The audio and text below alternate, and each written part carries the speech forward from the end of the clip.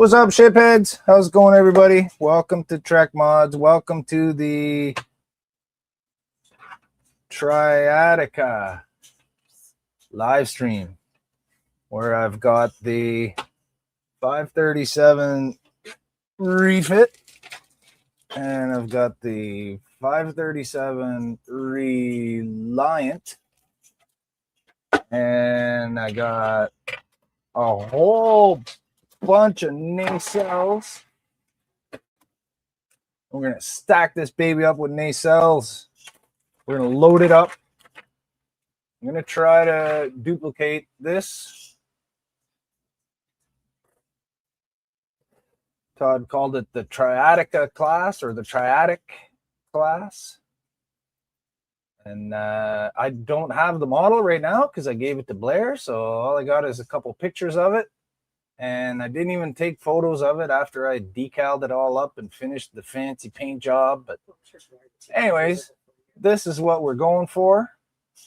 And I got some pieces right here. We got some window pieces. Fortunately, we're not building the Enterprise, so these window pieces don't matter.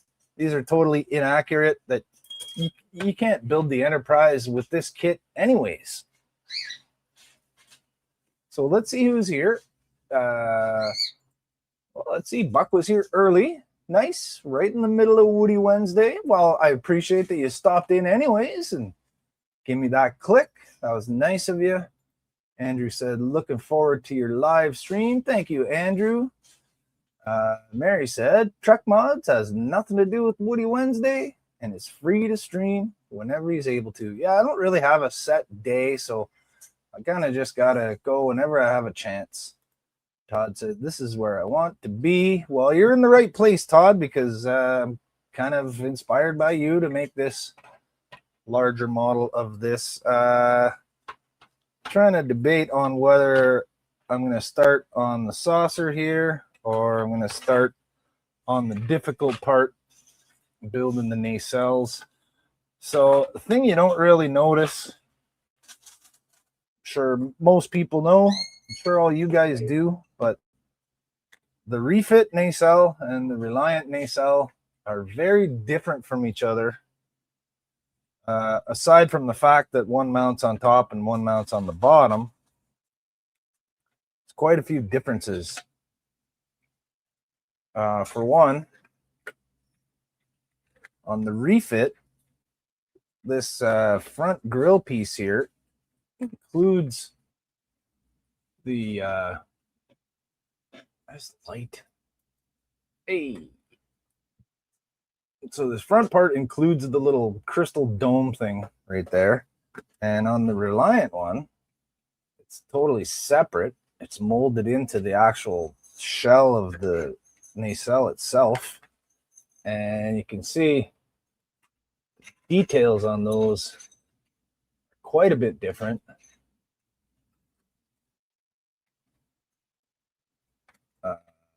We got all the ridges in the Reliant one here, and this one's basically smooth. If you look at the front end of it, it's pretty warped out and not very well defined anyways. But I think I'm going to probably end up cutting this away and lighting that up red, orange, as per my picture here, which is just paint, but you can see I painted those to look like Bussards, sort of reminiscent of the Phase 2 version of the Enterprise that didn't get made. So I have that, and I have, I'm going to need this, because one of them is going to have to mount. So I think I'm going to have to use the other pieces. So we got a little fin on one side of these. So I grabbed the two pieces without the fin. But the thing is, this cutaway is not the same on these. So on one, it's smaller, because this whole thing, this will fit right, this will drop right in there. It seems like it's way too big. So I think you're supposed to have a wide side and a narrow side. So I think I'm going to use the other two pieces. The one that's going to have a fin. That's from the refit. There we go. So we'll do this, and we'll have the fin on both sides. Well, that is weird.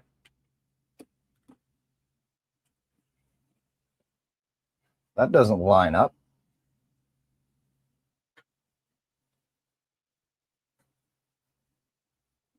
So we got two little protrusions right here. AK's here. Hey, how's it going, AK? Nice to see you here.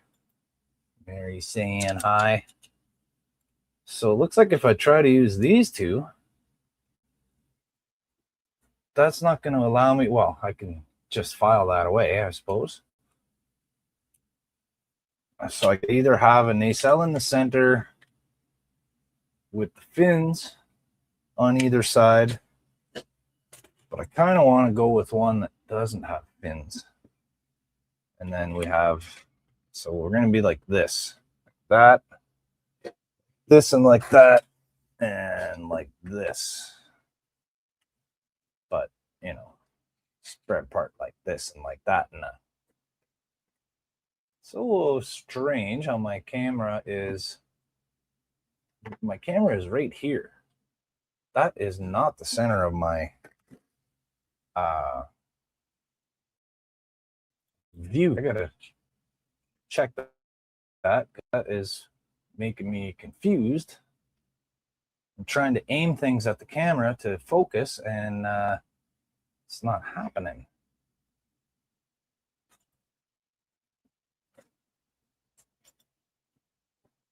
Devices, cameras. I might be zoomed in and panned over or something. Yes, I am zoomed in and panned over. So let's get that there. And it's like that. Doesn't look any different to you, but now my camera's in the middle of my table, which is what I wanted. Andrew's here. Good evening, Andrew. Says, I've got a copy of the 1537 Enterprise refit in the shop with the intention of someday doing a Stargazer conversion. That would be excellent. How do you plan on adding the you know, inch and a half or so of extra material that goes around the outside? I suppose you'll just have it printed. I suppose you'll just 3D design it and have it printed. And then you need like at least two of these. So you'll need another refit kit, or you could have these just reproduced in a higher quality print anyways. I don't think the Stargazer has this on the saucer, does it? I know they're on the side. Not sure if it's on the actual saucer itself.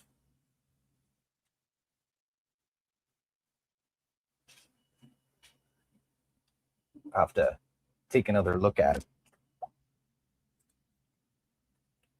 So put this aside for now. Another thing I'm going to do, spilled a little NX modification. Get over here. Put that in a safe place. So I got the neck here. And you can see that I have this marked off. So I'm going to remove that much of the neck and make it slightly shorter. Squish it down into the secondary hull just a little bit.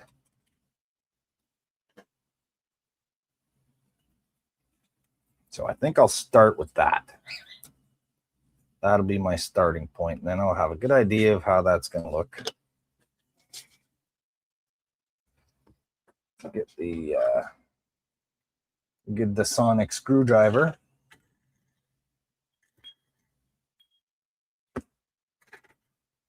Guess I probably should have cleaned off my table before I did this. But I had other things on the go like this.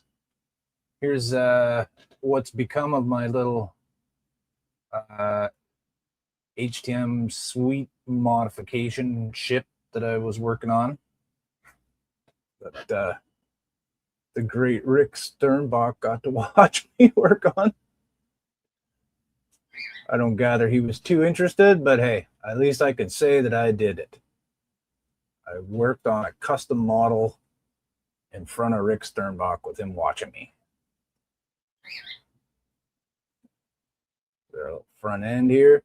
There's the original spoon that I was using at the suite.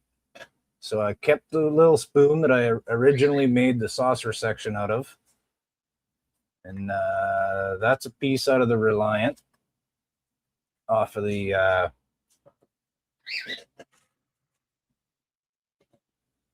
right there. That part right there. And then this part right there is right here. Smaller scale. And then we got the bridge of the refit, or the bridge of the Reliant, or something. Which one's that from? Oh, one of the bridge ones. Oh, that's from the Enterprise B.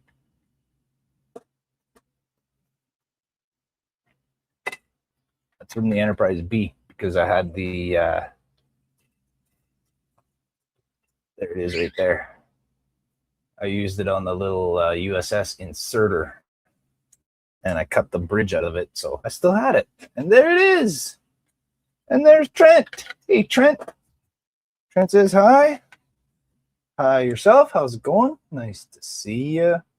All right, I'm about to cut the neck of this. So I'll go inside my line so I can sort of file up to it. Maybe not that much. Plastic melts over a bit, and I don't want that to be too close to the edge that I want to maintain. So let's just slice right in.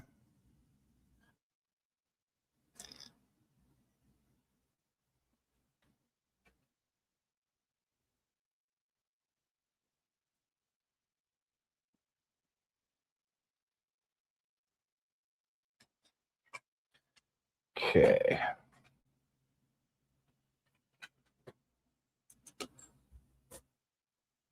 I need my light to see, but it sure does wash out the camera. Wonder if I can possibly lower the brightness.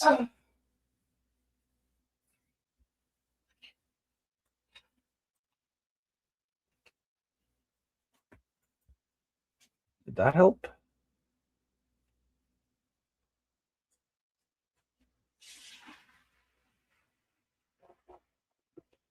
All right.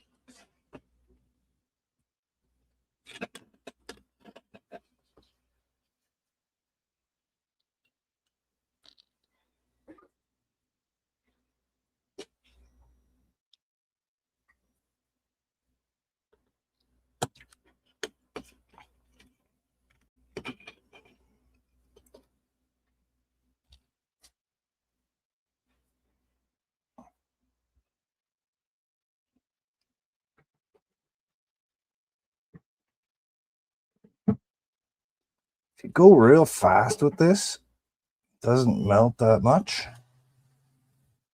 But you can't always just go real fast. Sometimes there's some spots that seem harder to cut than others.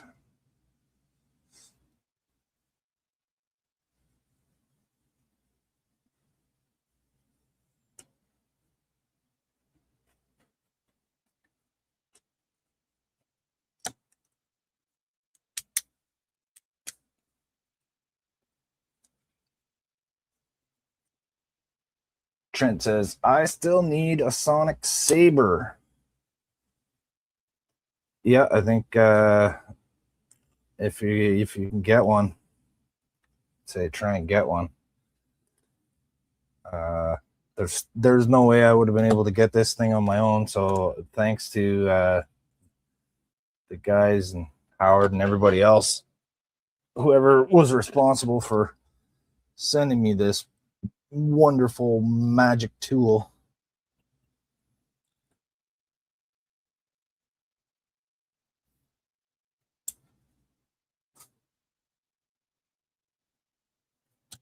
And I'm still on the original blade. I've not changed the blade yet. I sharpen it here and there. Felix Herrera is here.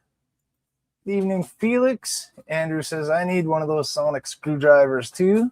Yes, Andrew, you do need one of those. Steve's here. Hey, Steve Martin. Good to see you, buddy. Thanks for coming by. I'm working on this. Trying to make a larger version of that. That's just a little 3D printed bash up of the refit and the Reliant. And I got two 537 scale kits here, and I'm trying to reproduce it at a larger scale. And what I'm doing right now is removing part of the neck to shorten it of the Enterprise. Hey, oh, hey, we lost the starboard nacelle, sir. Been grounded. All right, so I'm just going to get some of this cheap old green tape here.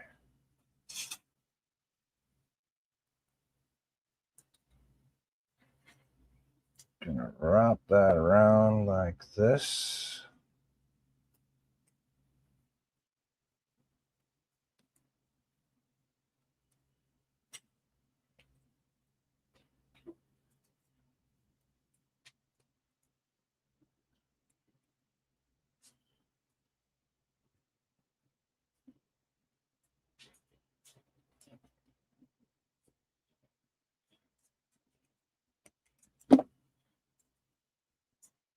All right. Okay, everybody close your ear holes. Actually, don't worry about it.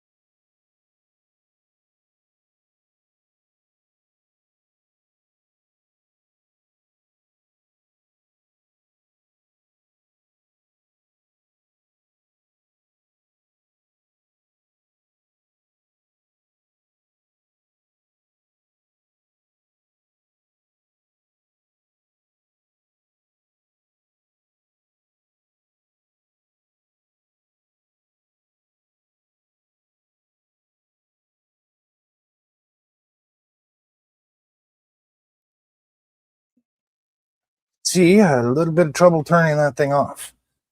Ever since it got dropped in the water, it's the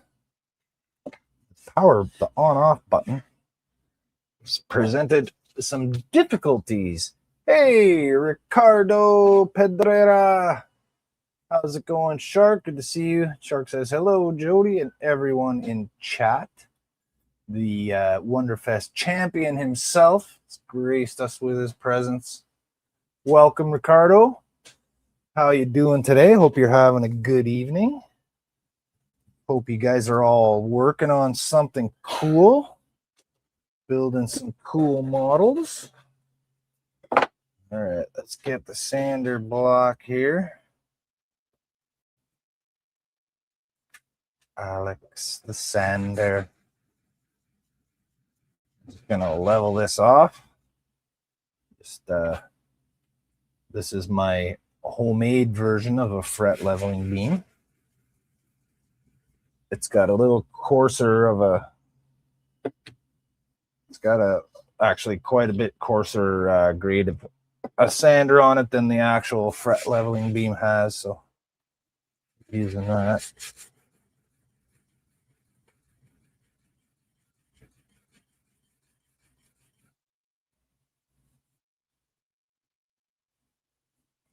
Got a nice smooth flat line. Oh, I'm flatlining.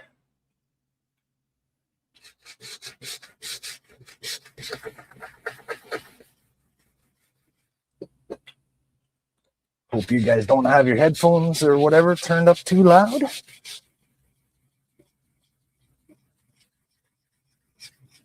Good news, though, I did figure out the noise canceling feature in StreamYard. Hopefully that's working.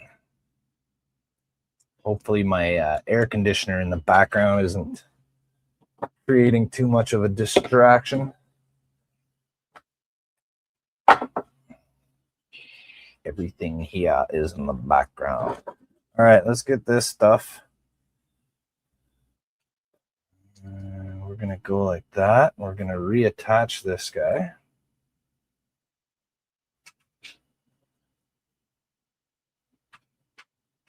It's going to be a little bit off. It seems like it's going to be longer.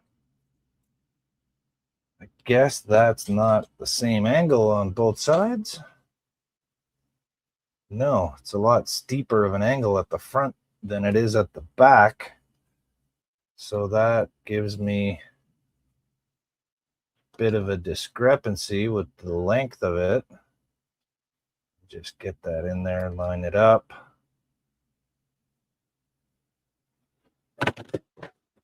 Oh, there goes the old cell phone on the floor. Things are just jumping off the tables and shelves here. Okay, so I think I can probably get away with exploding the entire thing. All right, let's put that back together.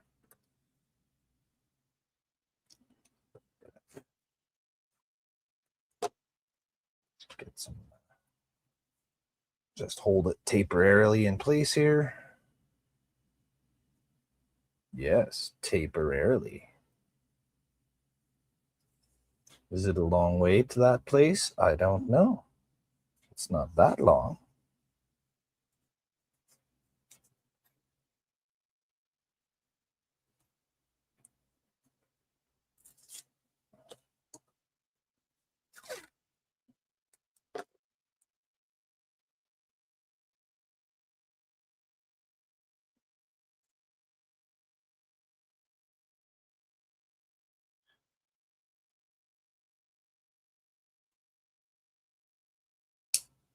Yeah. Yeah, bloody bastard. There's no, I guess I removed where the locator pins are, so don't really have a location. I think I'm probably better off to just glue it together. Ricardo said, don't forget to hit the like button. Only if you like this. I don't want your pity likes.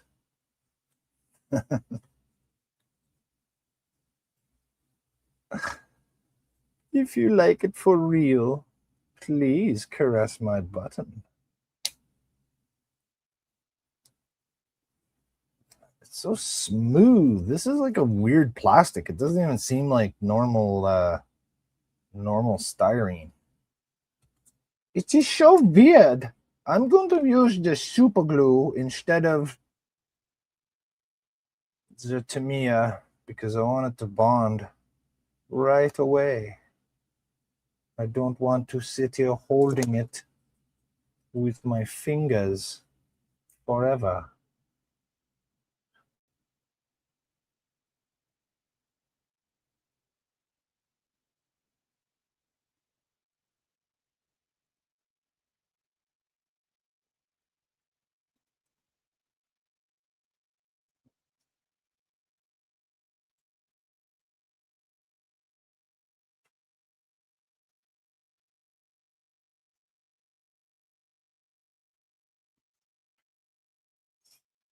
Yes. Yes. That's so off. Okay, I think it's more important that the front lines up. Actually, I'm gonna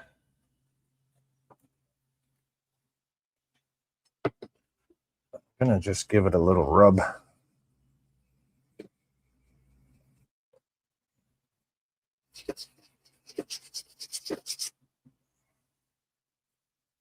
Back part of it too. Rub it on the back.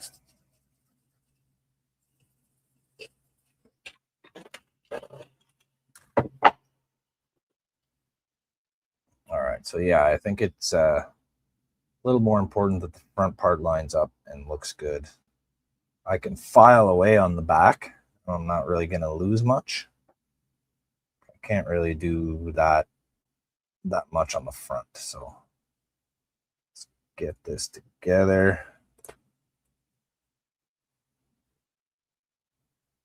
It's easier for me to see as well.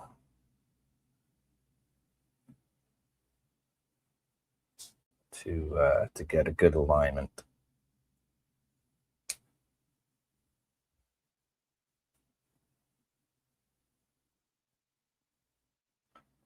It's like each side of this model is pressed from a different freaking mold. It's not the same. Terrible. Terrible, terrible.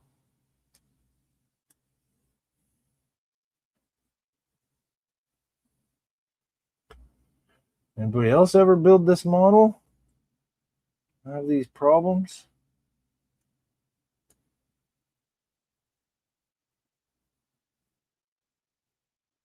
I'm gonna have to file all that and reshape it to get it to match up. That's like as close as I can get it.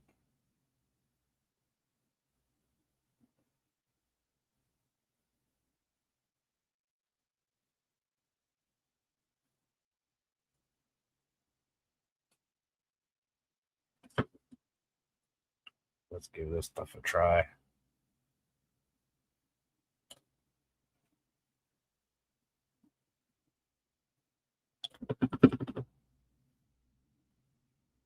Andrew said, I built it back in the early 90s. The biggest problem with the kit was droopy pylons. I wonder if having that roll bar across the top might help mitigate that problem a little bit. Can kind of hold them together, right? You think they'll still fall, or you think that's going to hold them in place?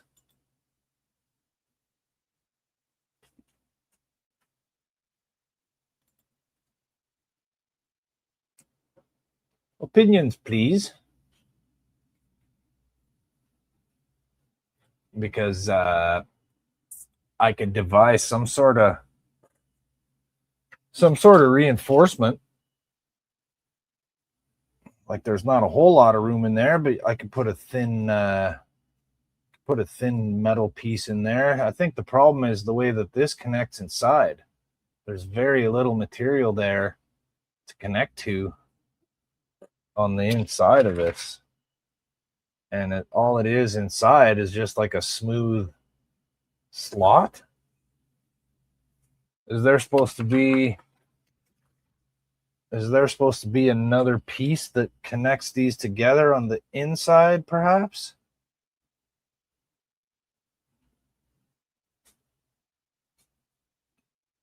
Could put a V-shaped metal bracket. Do this way.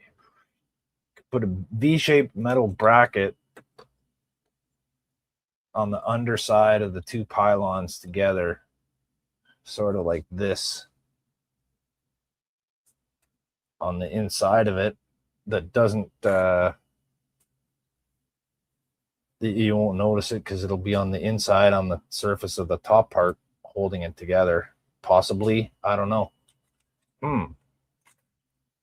Ideas. Okay.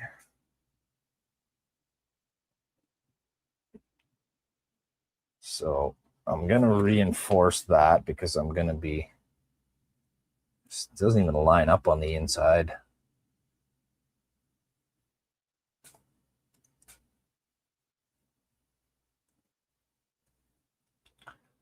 All right.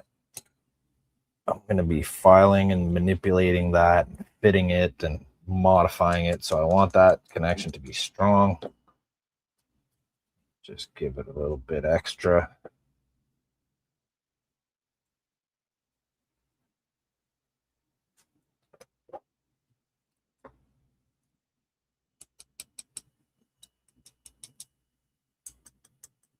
Got some Bondo in there. That did not stay together at all.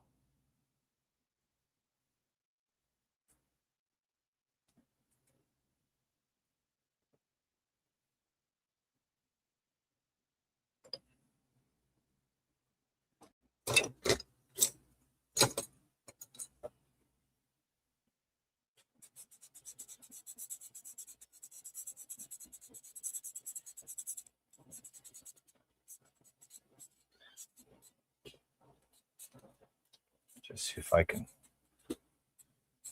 clean it up a bit, get some fresh glue in there. Maybe I'll try this stuff now.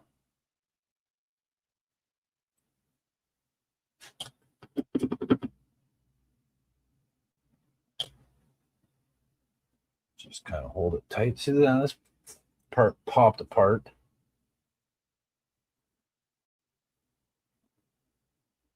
I'll have to clamp that down, hold it in place.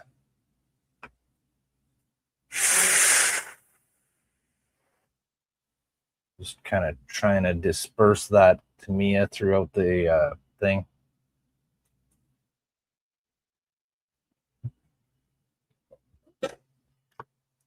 Just get a little clip there.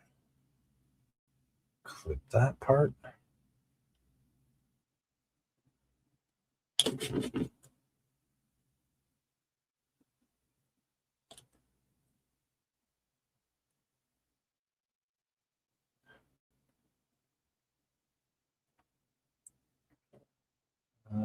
I need a strong clamp.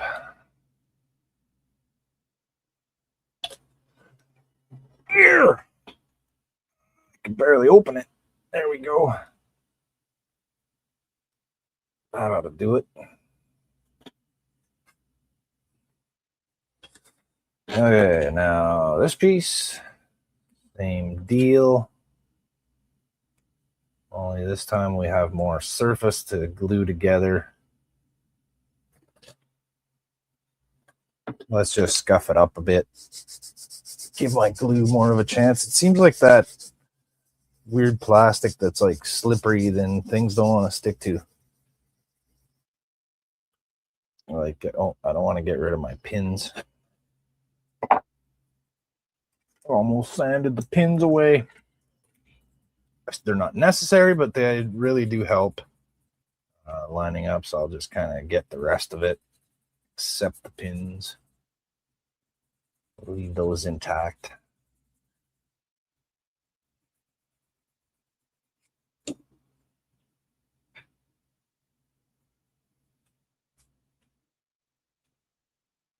Is that tape residue?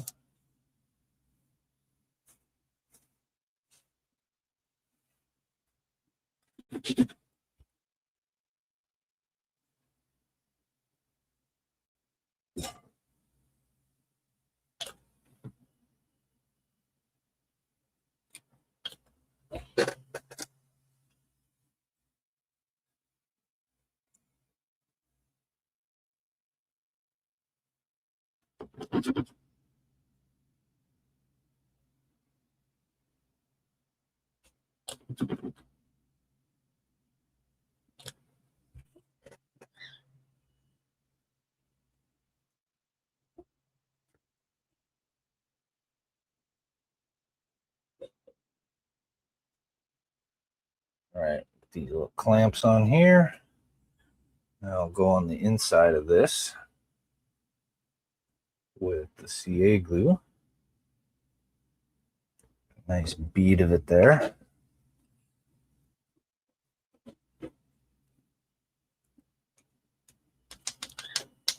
Just let it coat that.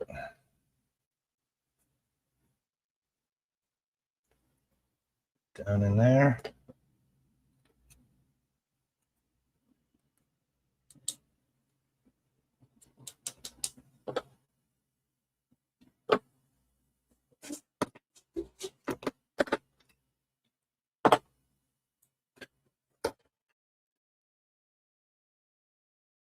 Okay.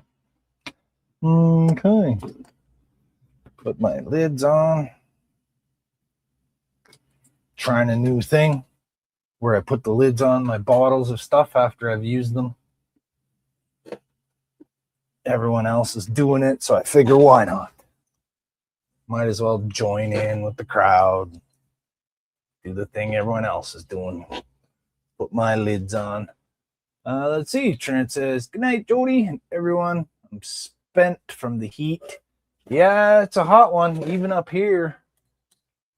We got any breeze coming in from there? Open this. Pardon me? Should be able. Does it reach into the thing still? If you only half of it?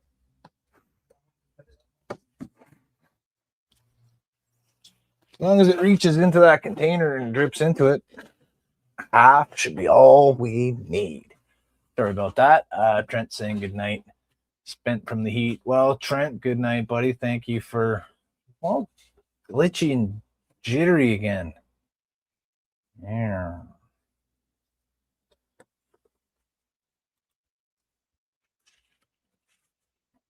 Andrew said, but then you don't get unexpected art all over your cutting mat, floor, and feet. Yes, let's not forget the feet. I went for a doctor's appointment today and had a problem with my foot, and I took my shoe off and I said, "Don't worry, it's paint." I couldn't get all the paint out of the areas. My foot's not filthy. It's just paint. Oh, and we got a Howard. We got a dash. Thanks, Howard. Wow, just stopping in to hit the like button. All you got to do is hit the like button, man. Appreciate it, though, but the like button's good enough. So how are you today? Good to see you here. All right, so we're going to line this up like that. We're going to have a little bit extra overhang in there, which I think kind of looks cool. I don't like that.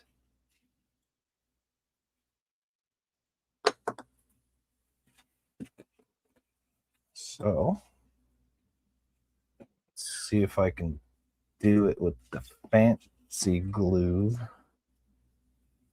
Just gonna back that up to right there. Howard says drenched. Did you get caught working in the rain today?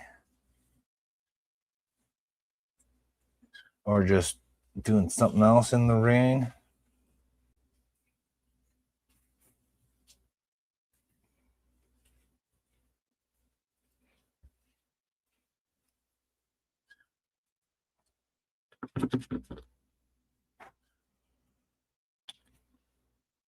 I never took into account that it's not the same thickness all the way up. there's a big difference in the width of it between the bottom and top. So now I'm having to squeeze this a little bit to line up. Andrew said singing in the rain, perhaps. Howard said, oh, that's for repairing the like button. I might have hit it too hard. Oh, were you smashing it? Smashing the like button? It's all right. YouTube just will provide me with a new one. They're pretty generous with the buttons. They're throwing buttons all over the place. We got a button for this. We got a button for that. We got a button. Hit this button. Hit that button. Oh, this button? This gives you more buttons.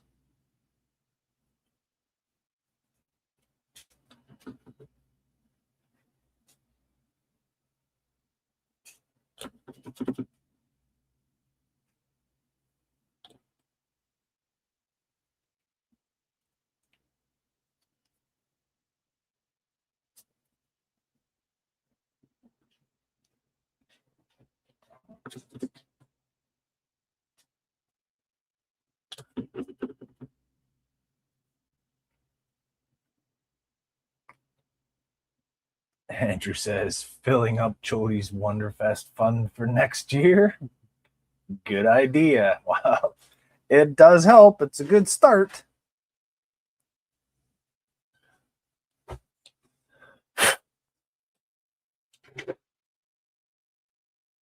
a good start. Any little bit is much appreciated. It's not a super easy, barely an inconvenience thing for us to get there.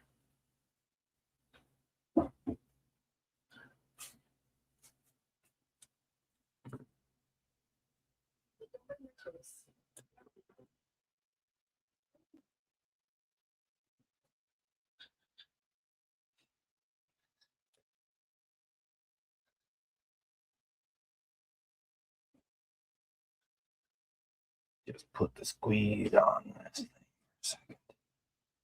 I'm left with a little hole at the front here I'll have to fill in, but that's not that big of a problem. Andrew said only 358 days, 2 hours and 16 minutes. That's enough, Mr. Data. I have to leave for Wonderfest. I'm running out of time.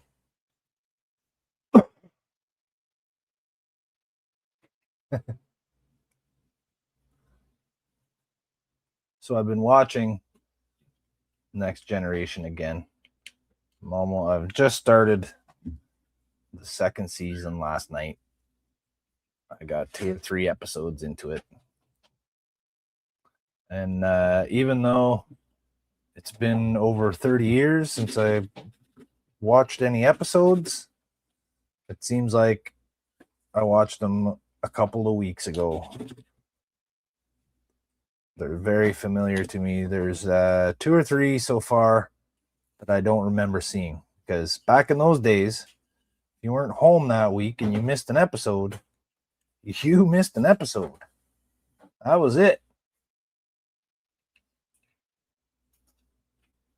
You'd have to hope they had a recap of it in the next week's episode, or you could always read the little synapses of it in the TV guide and try to get the gist of what happened. My mom would tell me about it if I missed any.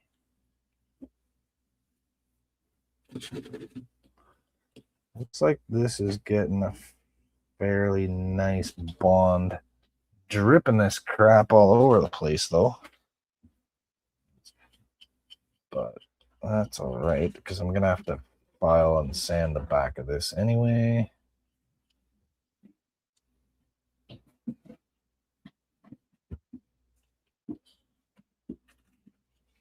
But I've got a fairly good... can't see anything. There we go. So I got a fairly nice smooth joint there. I like the cool shape it gives me with the little cutaway part sort of at the front. I like this little extension thing. Throw this in place.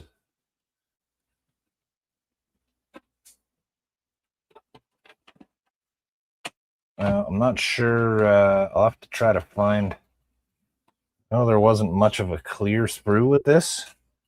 I'm not even sure if it has impulse engine pieces.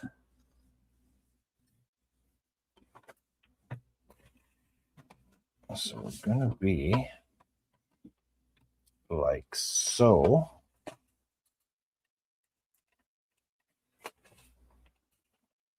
Like this.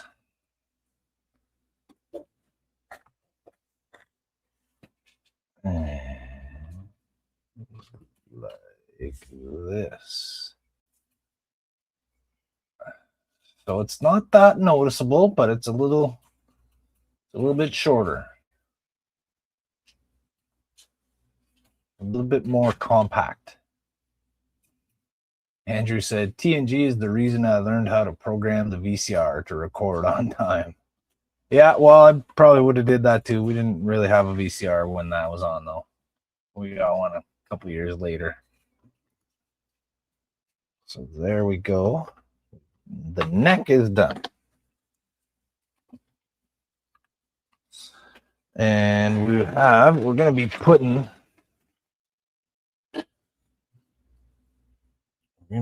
this in for our deflector dish. Same as the one I put on my Excelsior refit, just larger. So that's going to go right in like that.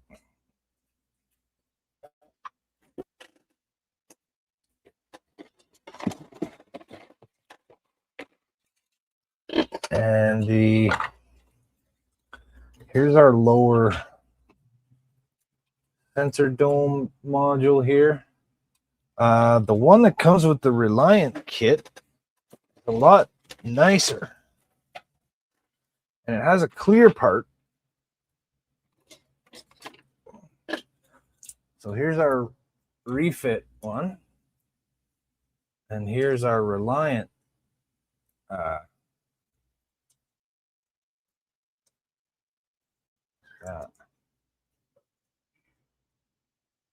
so you can see the one for the Reliant is way bigger. And this is all opened up. And it has a clear piece that goes in there. So I'm going to be using that instead of the refit one.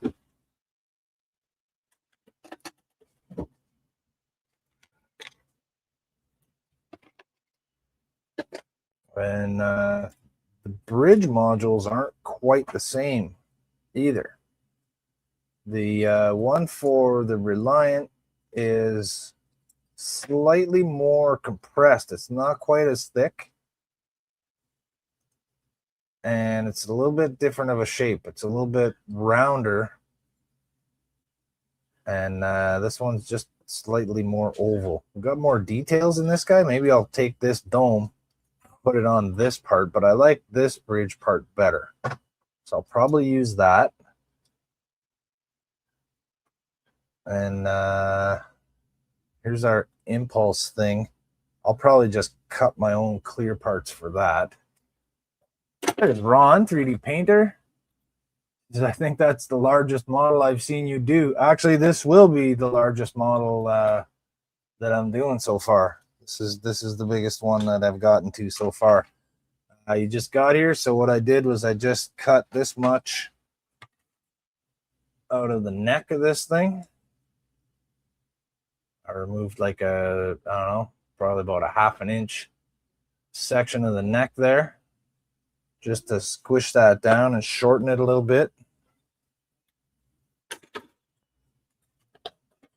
So what I'm doing here, Ron, 3D Painter, is I'm attempting to make a larger version of this, which is just thrown together from a couple little 3D printed models that a friend of mine sent to me, a Reliant and an Enterprise, and I ended up with this.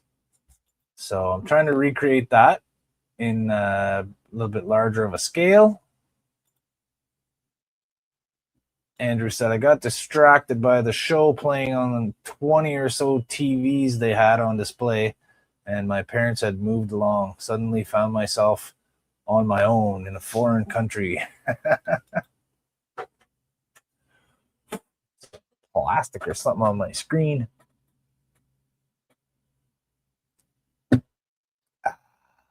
That's a good. Okay. So quick and easy, painless.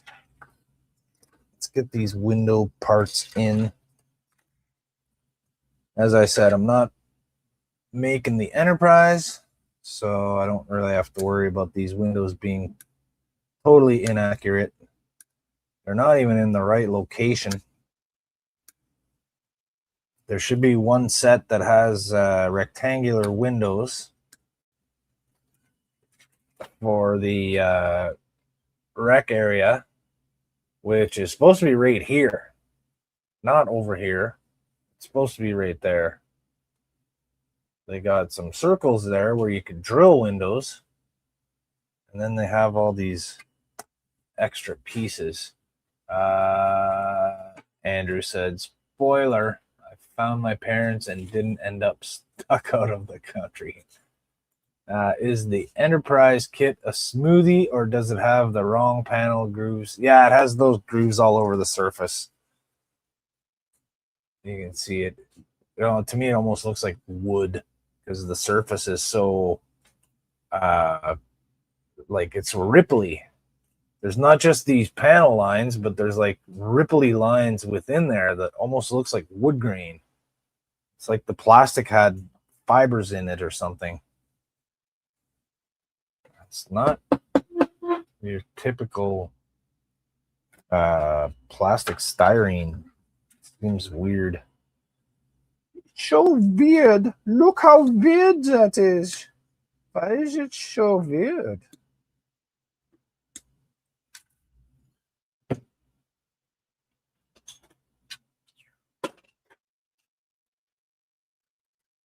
All right, so these are going to go, they're all the same, so I guess it doesn't really matter. It doesn't really matter. Oh, I dumped them. I dumped them all over my lap.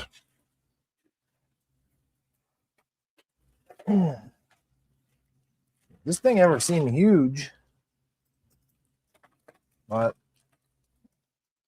the circumference of the round part is the same.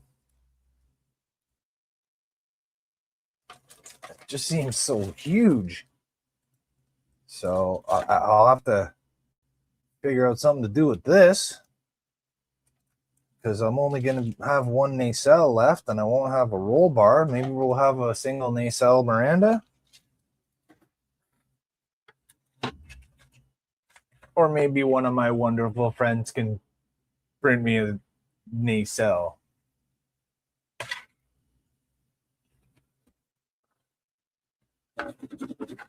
Let's get this thing stuck in here. First of all, this is ugly. This is awful. It's like all frayed and flashed. Do you have nacelles left over from another ship? Not at this scale. And these are the only Enterprise and Reliant kits I have. So Blair gave me the Reliant kit at Wonderfest because he had purchased a bunch of models and he was offering one to me. But I had all of them already. And the only one I didn't have was the 537 Reliant. So nice guy that he is, brought it to the booth and exchanged it. He had a Cerritos, and he exchanged the Cerritos for the Reliant for me, so that I could try to do this crazy model that I'm going to try to do.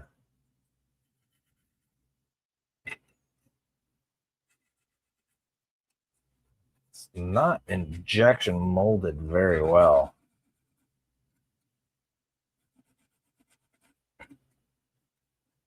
Andrew said, turn it into a movie era version of the Cerritos. Oh, the Miranda hull? The Miranda saucer?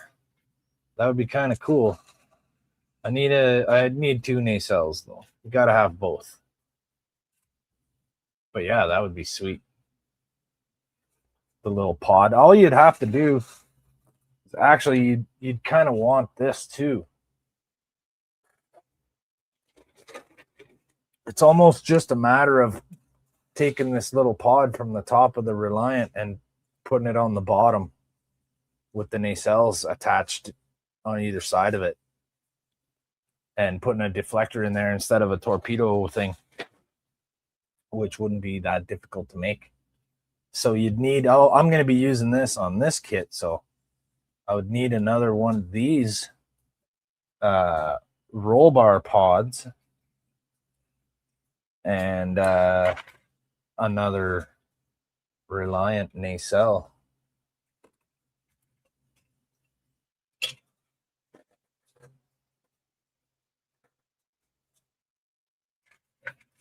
Or even one of the Enterprise ones.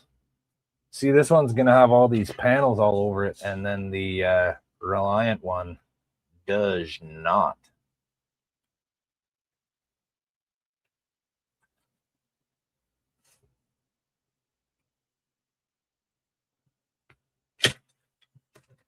Maybe I'll just sand this smooth.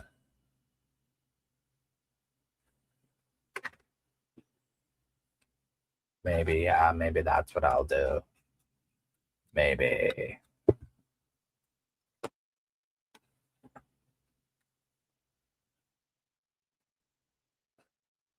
Get rid of this flash here.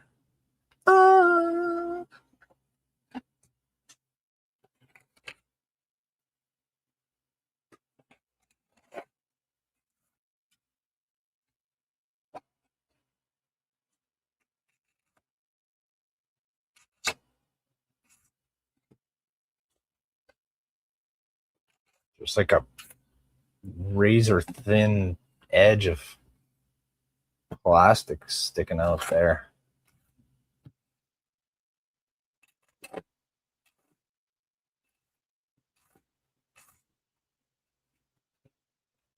like that idea, Andrew. Really do. Turn it into a movie era version of the Cerritos. You guys with your ideas. You guys, I'm telling you. You guys with your ideas here. Okay, so bottom. That goes on the bottom.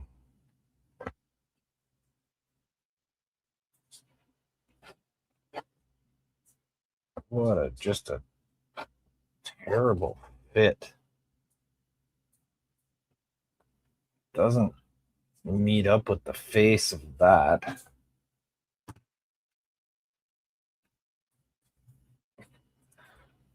What we gotta do is thin this out a little bit so it can protrude a little more and line up flush with the face of that.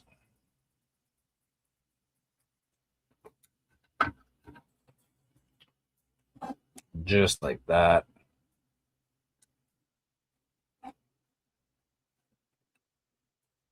This side's not as bad, but I can lose a little bit of material there. Just thinning that out. That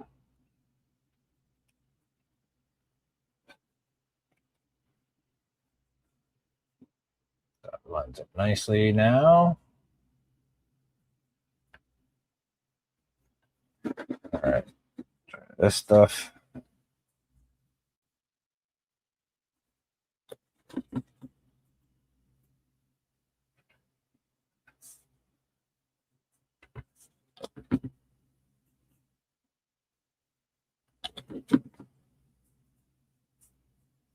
Getting low, so I got to give the bottle a little shake to get it onto the brush.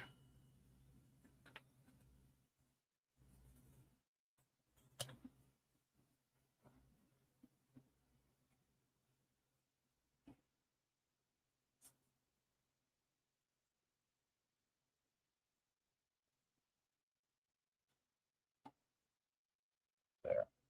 So if it protrudes slightly, that's okay because I can file it off, sand it even.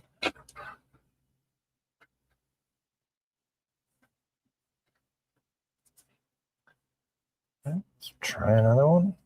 I'll go to the opposite side just so I'm not hitting it with my hands and interfering too much. All right, so we got to do the same thing again. We're going to take a little bit off the inside of this, thin that out. Might as well do both sides.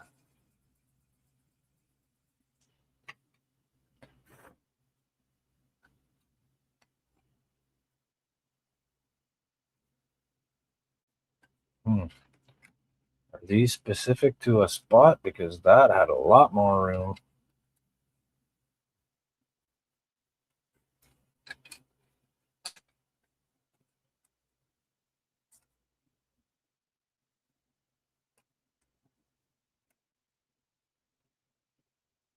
It seems to fit better in other spots. All right, so we're going to go here.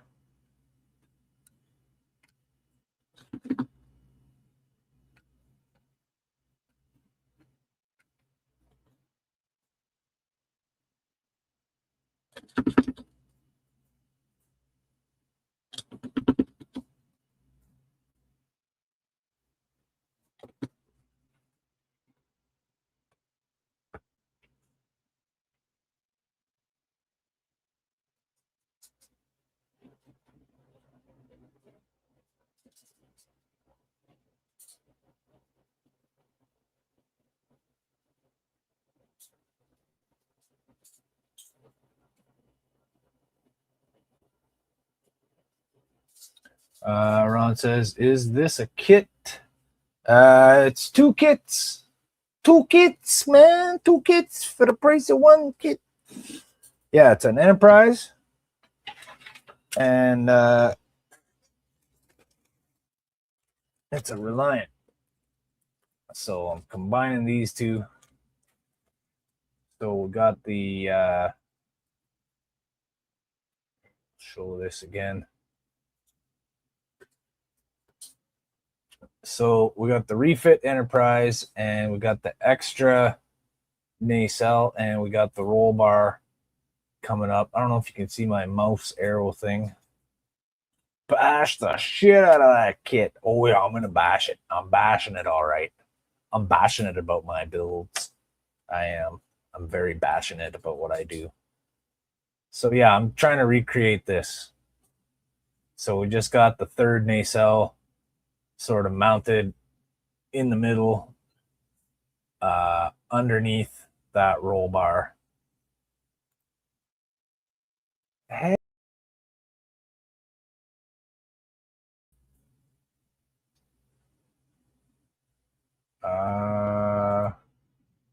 There we go. Hello.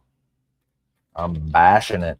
I don't know if you lost my audio there because I accidentally removed myself from the stage, kicked myself out. I was like, boo, boo. Got a bit of wiggle there.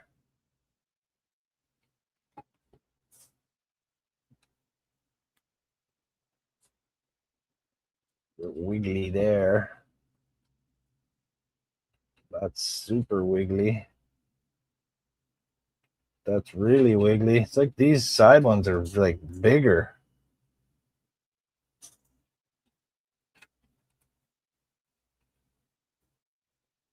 There's like a 2 millimeter difference there.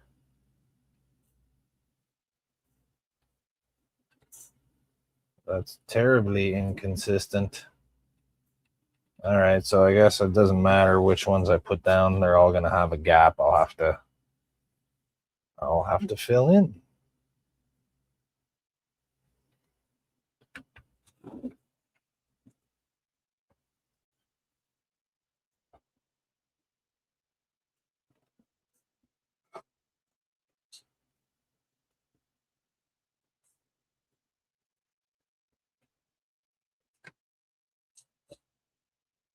All right, I'm using this.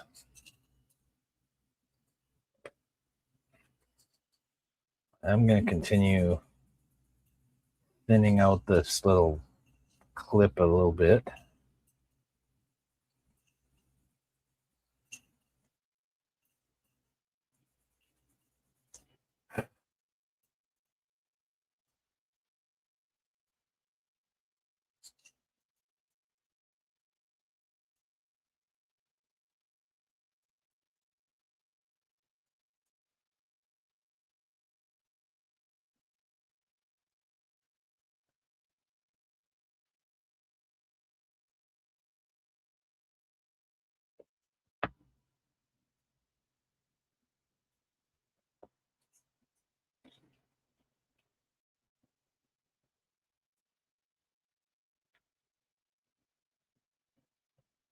Andrew says, nice big gap. That's the AMT difference. Yes. Not very nice, but it is a big gap.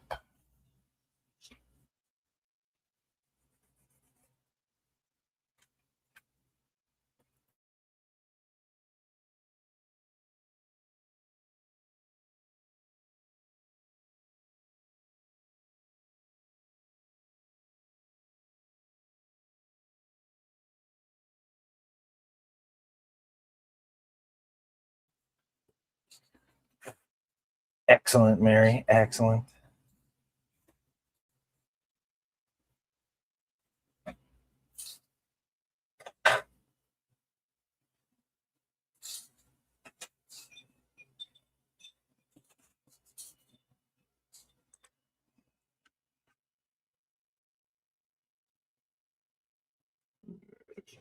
Right there. Just gonna push it out a little bit. See, leaving a little bit of skin on there helps fill it in and reinforce the joint.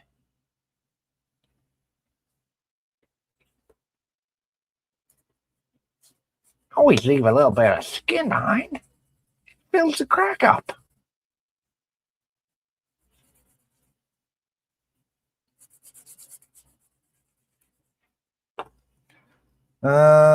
I've got only one of these, and I've got two. Oh, there it is. There it is. I found it. I found it.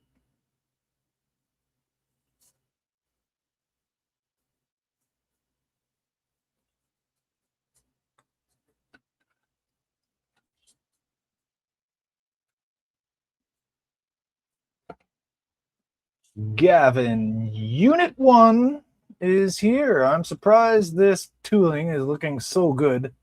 They pumped this tooling a lot over the years. This is an old one.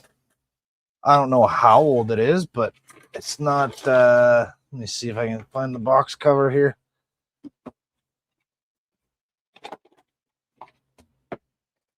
It's the old school, like probably I think from the 90s, 80s or 90s maybe. It's even, oh, you know what I noticed? Even the Star Trek font there has the panel lines etched in it, just like the model. It's not coming across well on my camera here, but you can see that. You got the panel lines on the font just to rub it in. Too much to sand all this off. I'm not really going to worry about it that much. Maybe I'll try to get the surface a little bit smoother, but I don't want to lose the main panel lines either. Gavin, Unit 1 says that's the current issue of the kit. Oh, the current issue is the same thing?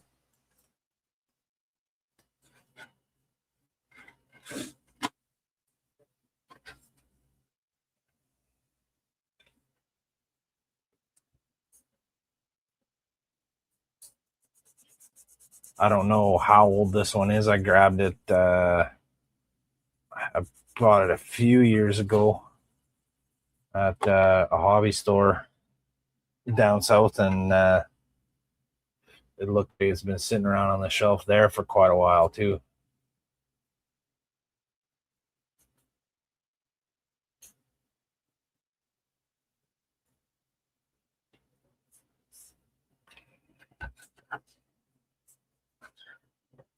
Oh no. I glued the wrong side. What?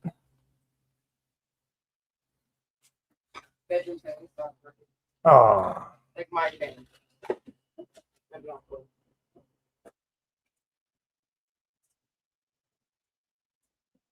There, get that cleaned up. Just apply the glue on the proper side of it this time.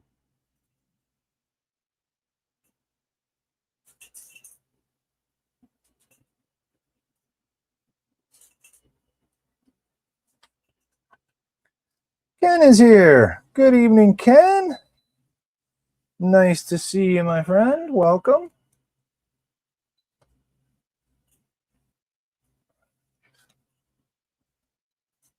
Ken saying good night to Andrew. Andrew says off for the night. Have a good rest of the stream, Joey. Thanks, Andrew. Appreciate you coming by. Ken saying good night, Andrew. And Ricardo says hello to Ken. Hello indeed. Hope you're doing okay, Ken. It's good to see you here. Not sure if you just joined or if you're watching from the beginning, but I'm attempting to make this. So I got the 537 Reliant, and I got the 537 Enterprise, and we're going for it.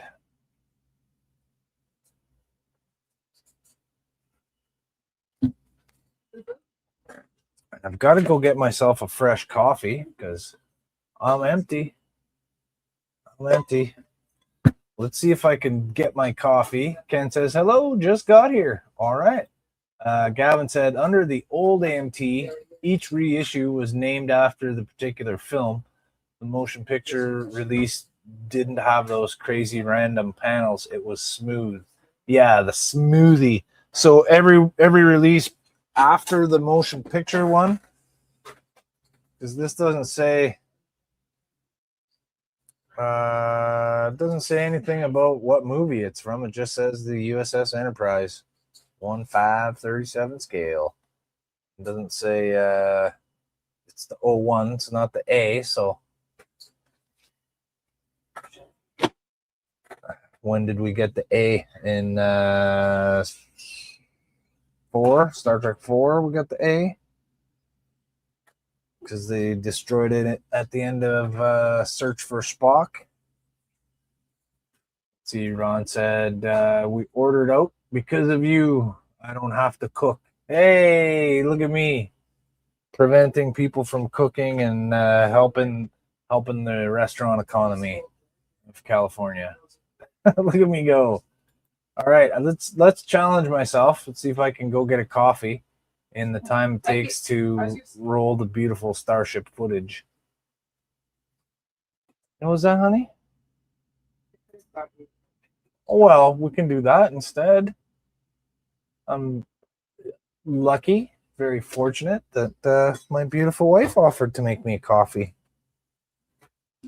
But it's unfortunate because now you don't get to see that beautiful Starship footage, which I have to update soon anyways. I got a bunch of new models. So Gavin said the shuttle was added for Star Trek 5. Okay, well, that's the one I got. It's got the little shuttle in it.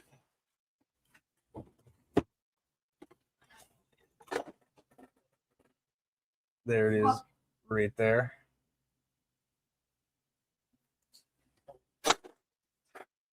So we're undiscovered, or no, we're 5. We're Final Frontier version.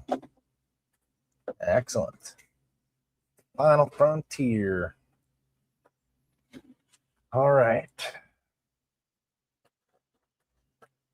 So now I'm gonna take a look. Grab this.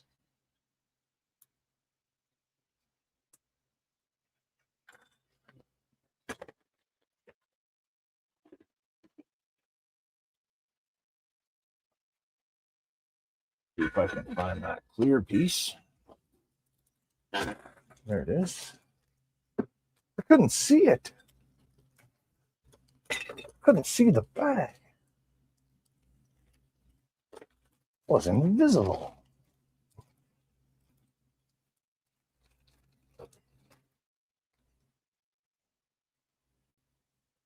What's that?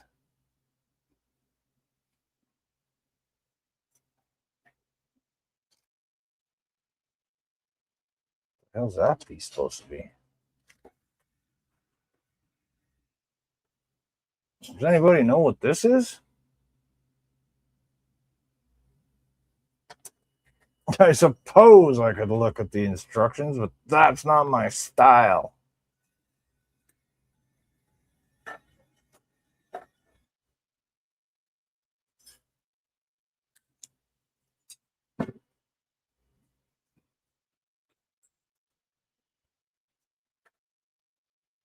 Boing.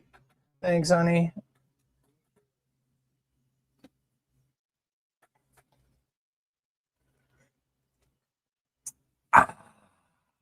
Colombian.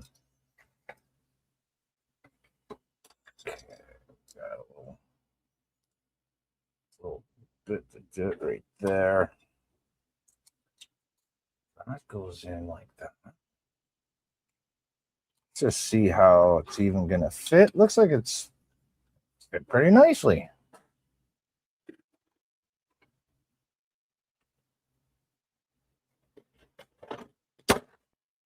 Where be the other one? Where be the other one? Let's see if there's any more. See, the dome on this one's got all the little lines and it has a bit more detail on it. Let's see if we can play around with this.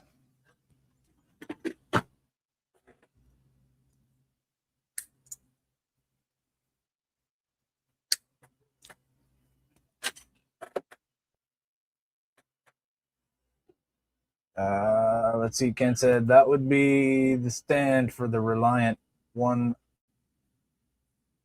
Oh, okay. So it's like an alternative stand, and then the nacelles just kind of sit in there like that. Interesting. Those came with my small Reliant kit too, and I had no idea what they were.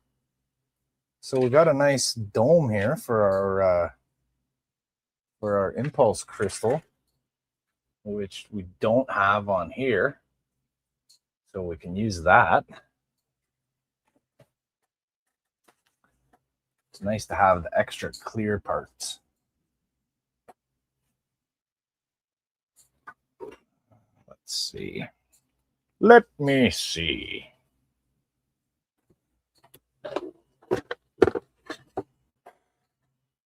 Go to the box right there. All right, discard this for now.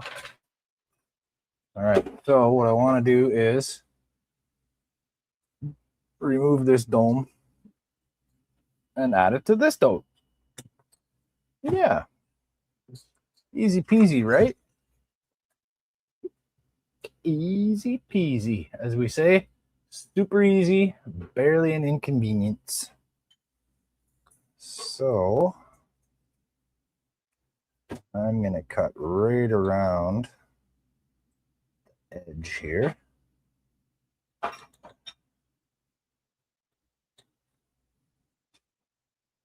So I'm just using my knife backwards, and it's acting like a tiny chisel.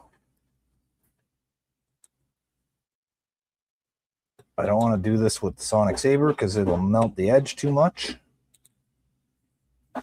So I'm doing it the old-fashioned way, the way that I used to cut everything before I had that. So once I make it around a couple times, I'll have a nice groove that I'll be able to just sort of ride along in. And it just gets easier and easier.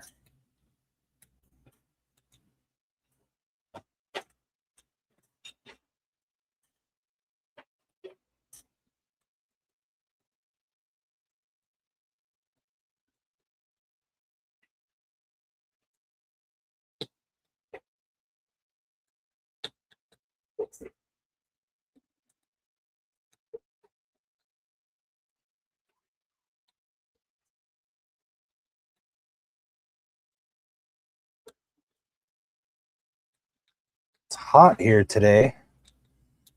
Got our air conditioning running at full blast.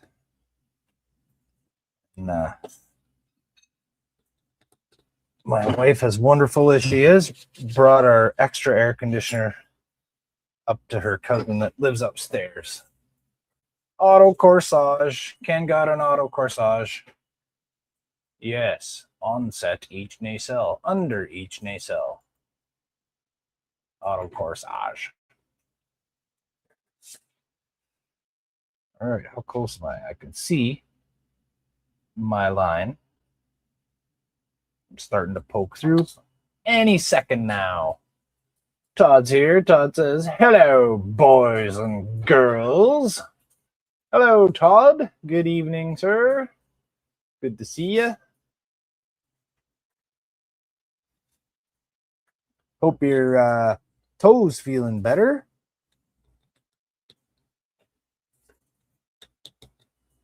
I'm still healing from my injuries. I still got quite the scab on my knee. But I was lucky. My knees took the brunt of my impact. I had a slight scratch and a little bump on my head, but it wasn't anything too drastic. I've gotten checked out and everything seems okay. I'm going for some further testing coming up. I had an appointment with my doctor today, explained everything that happened.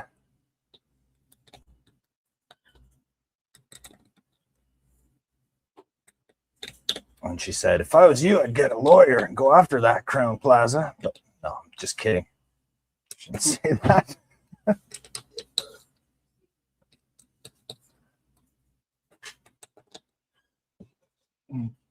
Ken said, we had heavy rains last night with overland flooding and tornado warnings constantly. Uh-oh. That's not good. I hope you keep safe from that. I hope you don't end up anywhere near a tornado, Ken. That would be disastrous. Absolutely disastrous. Okay, we're almost there. Let's see if I can pop that. Pop it out. Pop it. Nope. Okay. Do the rest. I got a nice cut right there. I don't really have to worry about melting it too much, so I can do the rest with this.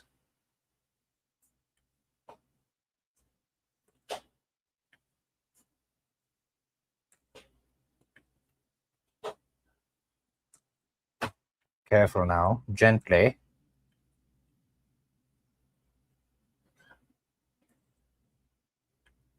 Don't want to damage the integrity of the surface.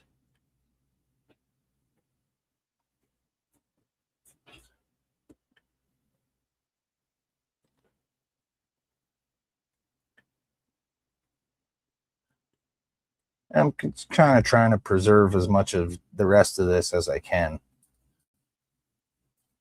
So I can always use the little bits elsewhere for added surface details and whatnot. That's what I was doing on this. Adding little extra details like these little pieces of a zip tie right there. Those little black strips or zip tie chunks. This is a little piece from one of these toy cars here. Little back hood piece.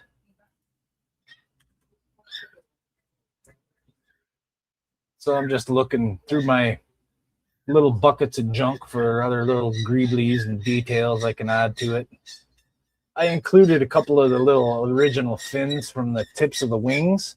Oh, he's mad. What's his problem?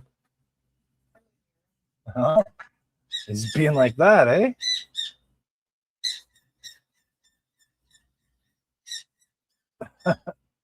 Ken hiding said, under the "Pop it table. like a pimple." He's hiding under the table and then It's going doing at. the old Hawkeye attack at me. Oh yeah, going after your feet when you go Yeah. by. Yeah. Sure. Have There we go. Just play. Popped it out of there. Like so much of a Oh, it's 'cause you got pimple. Well, I opened it when you turned that off.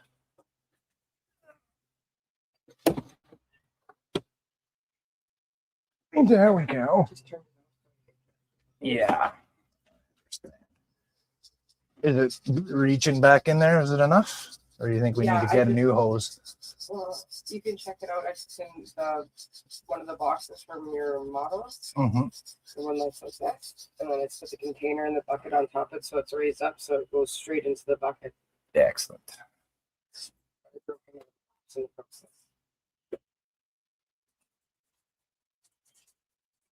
You mean on the lid of the container? Who cares? No, on the front of the air conditioner. Oh, who cares?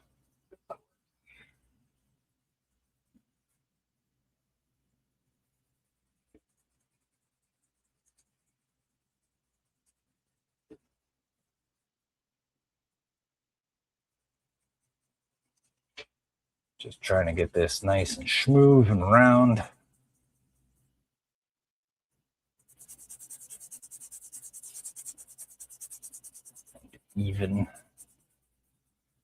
Even like my man Steven.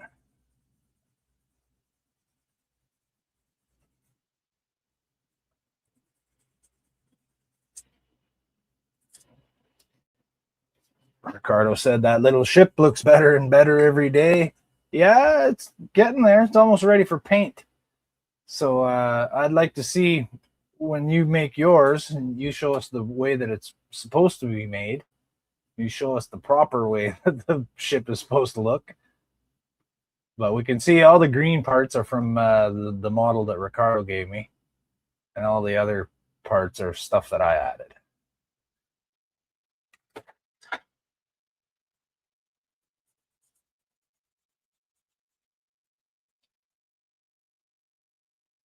So Ken, we're at season 4 of that show From. And we're trying to slow down on our watching because we don't want it to run out.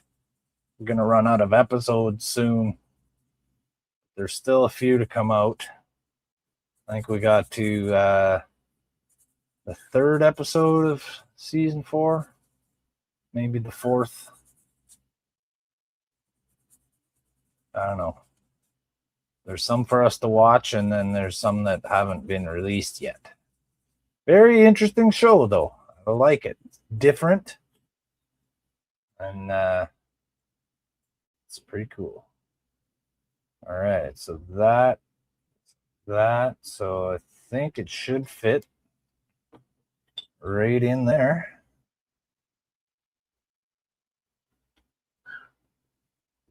It's,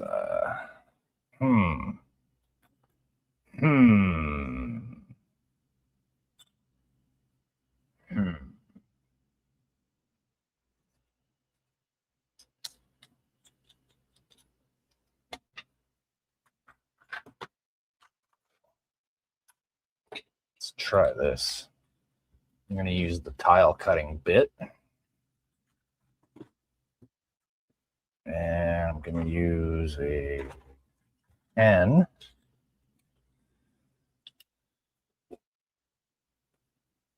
And I'm going to try.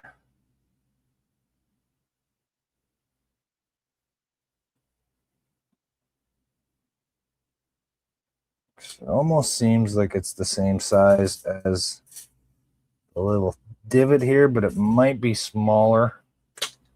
So I'm going to go into it and just leave some.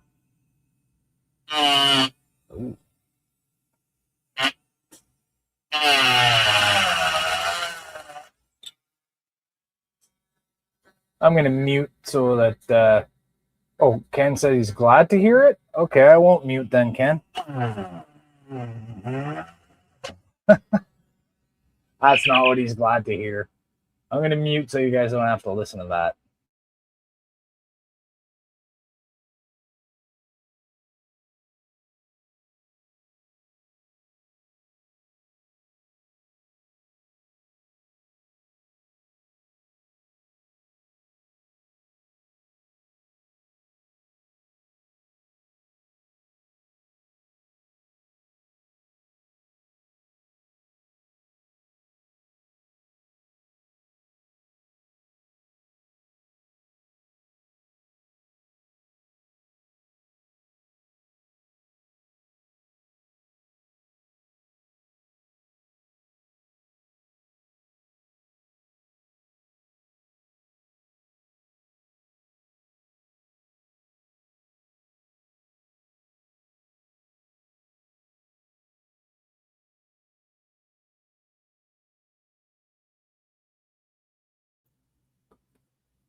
That almost flew right out of the end of my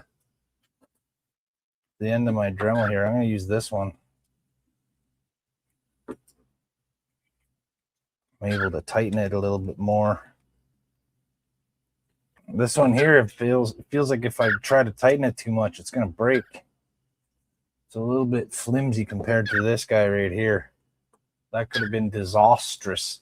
Disastrous! Maybe I should be wearing my danger glasses. I'm going to put them on. Good night, little bird. Good night. Yes, would you want to say hi? Come here. Hello, everybody. It's me, the bird, and I'm going to bed now.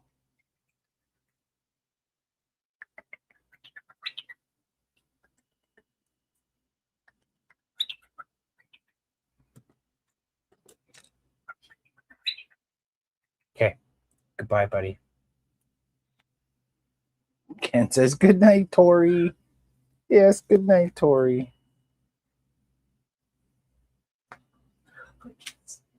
Okay, come on, button. You can do it.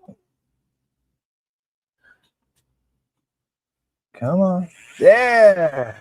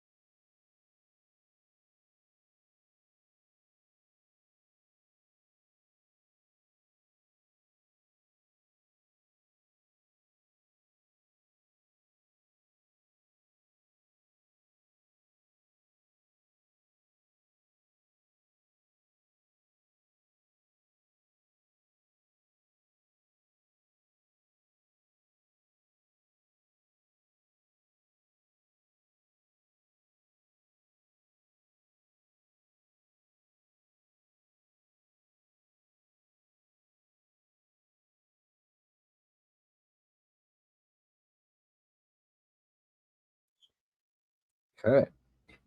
Let's get rid of this little excess grindage here.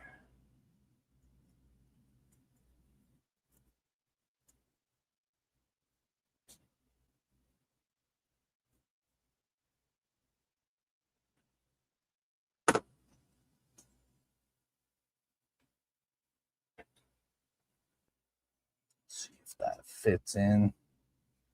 So just about. I'll go with the file and get the rest of it. See? Wait a minute. Right here. Try this.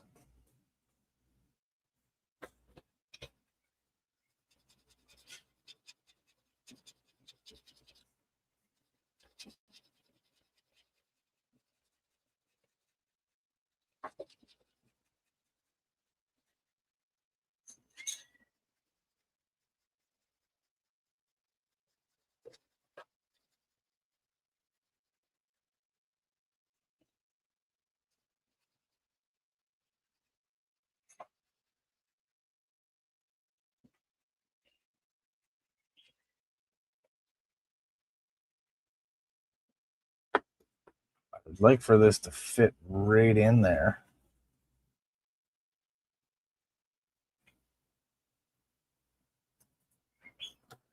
Almost there.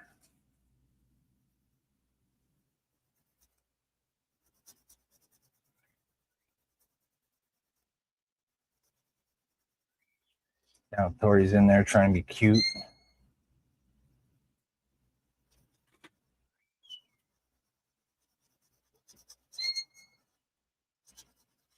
Cute's not working, so now he's trying to be annoying.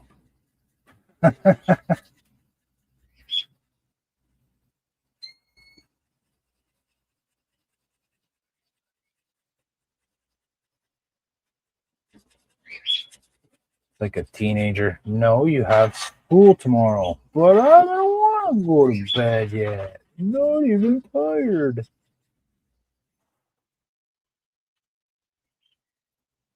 Pretty bird.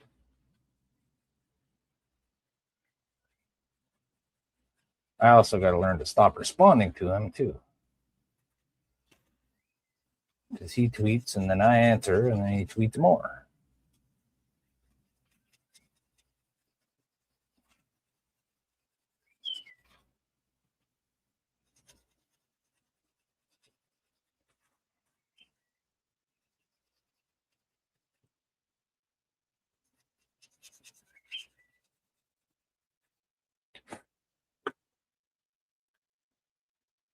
Let's see, how did we do? Almost. Can I push it up through the bottom? Almost. Almost.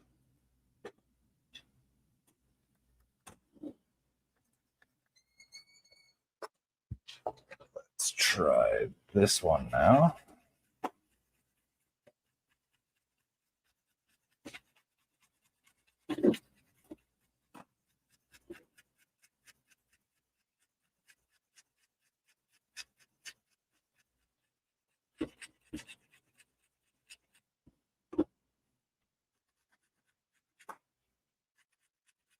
I'm trying to move my file back and forth on the edge as well as in and out, not just going straight in and out, because I don't want to make a divot there or like a deep groove that I don't want. So if I sort of move it on an angle, it allows me to get in there and keep it moving back and forth without cutting deeply into one specific spot. If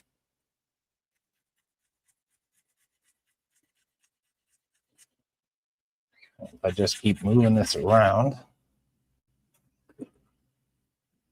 Hey, Trenton Bennett's here. So glad you could join me, buddy. There's Trenton, one of my longtime viewers and one of my favorite, best supporters. The USS Trenton is named in his honor because he graciously provided me with the Aztec decals for it. Trenton says, finally, I'm able to catch a stream again. Well, I'm glad you're here. Welcome. Welcome, welcome. I am making this, but in a larger version. This is just a small 1/1700 scale 3D printed model of Reliant and a refit smashed together. I'm sure you saw my I think I posted a posting of it on my YouTube posts. When I'm trying to make a larger version of that, I got a 537 scale Reliant and a 537 refit. But right now, I'm combining the two lower sensor domes from the different kits because one of them has a more detailed dome. The Reliant kit has a better big shell here. It's bigger and it has a plastic clear part that I can easily light. And the Enterprise has a more detailed little dome in the center. So I cut that and I'm replacing it with the Enterprise one. And we're almost there. This sand job was a little bit more than I anticipated, but we're almost there.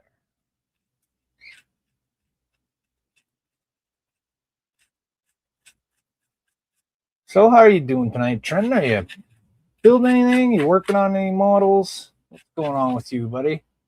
Trent says, thanks, bud. No problem on supporting you. Love the design for sure. Bet the bigger will be good too. Oh yeah, I'll be able to add lights to this. Well, yeah, lights. Better detailed paint job. He says, I like the idea of the sensor dome. Thank you. Thank you, my friend. Maybe I'm gonna, if this works out, maybe I'll try the same thing with the bridge dome too, because it's sort of the same. It's got the Reliant doesn't have the little detailed the little ridges. It's got those concentric rings. The one I removed from there, which is somewhere. I don't know where I put it. It's gone. Popped it out and discarded it to the side. Like a cheap whore.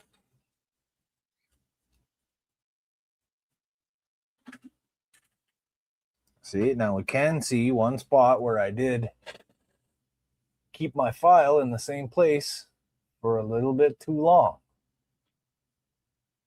Right on the side there. That just took one or two little strokes of the file to get it to do that.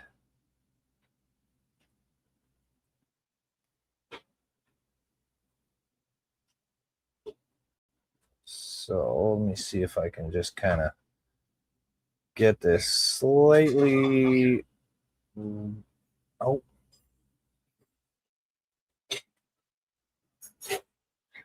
Just want to have this slightly raised up out of there just a little bit. Trenton says I'm all right. Working on a few models. 1400 Enterprise F. Oh, cool. The Alliance 1657 Nova class Equinox. I'd love to get a Nova class model. That would be a nice one to build. And the 1400 that I'm making as a Galaxy X using the StarCraft parts. Okay, so the Galaxy class Dreadnought. Excellent, excellent. He says, though I hate when I sand too much off something. The Enterprise F is a resin, and so is the Equinox. Excellent. Excellent. Are those from Helios or from? I know that Rose Shipyards has a nice Equinox model. Okay, so I need to make sure these. I almost didn't think of that. We got 4 little protrusions on this inner dome, and I want them to. Should I line them up with the other ones? No.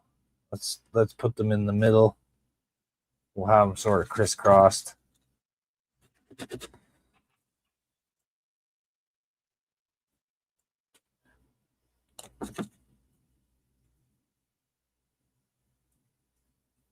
get some of this here.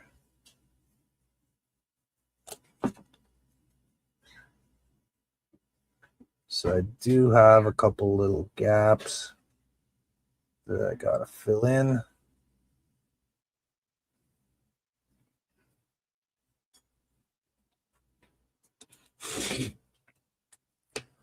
Do it like this from the underside.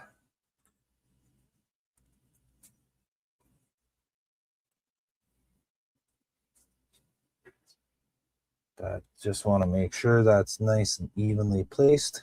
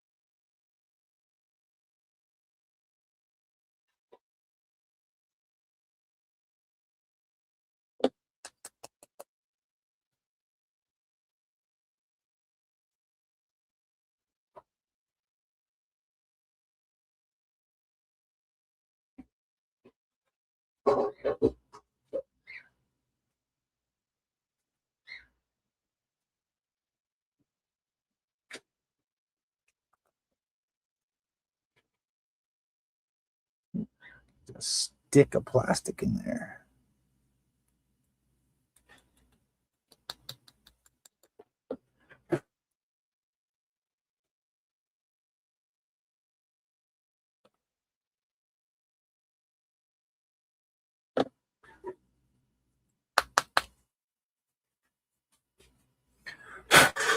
All right.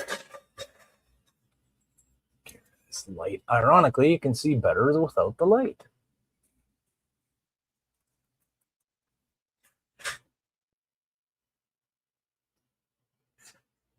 Okay, so there we got a nice need better light. But anyways, we got a nice sealed seam there. No gaps.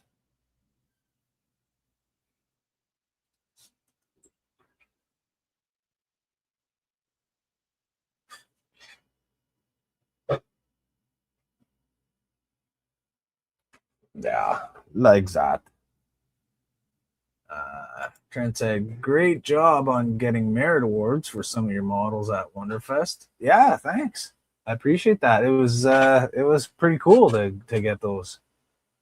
I wasn't expecting to really get anything. The thrill for me was having so many people being able to see my models and walk by, and then there were some points where I was there when people were looking and I was able to, talk about it and explain what I did and stuff like that. And that makes me feel pretty good. I enjoy doing that the most. So Trent said the F is 3D printed. Might be able to get an Equinox model for you in a month or two. Well, that would be awesome, but you don't have to. You don't have to do that. Tell me where I might be able to get one. And he says, you're welcome, bud. Hey, thank you. Thank you. Okay, so we got that. Where did I put that clear piece? It's right here. So I like this clear piece. It has some detail, and it's just solid.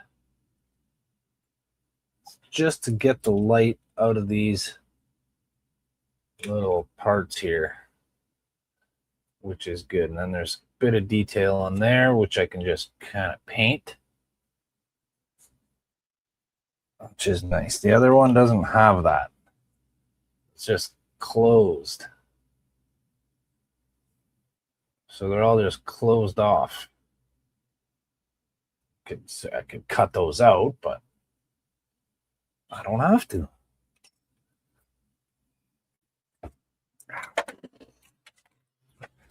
So now, I think what I have to do is cut this part out.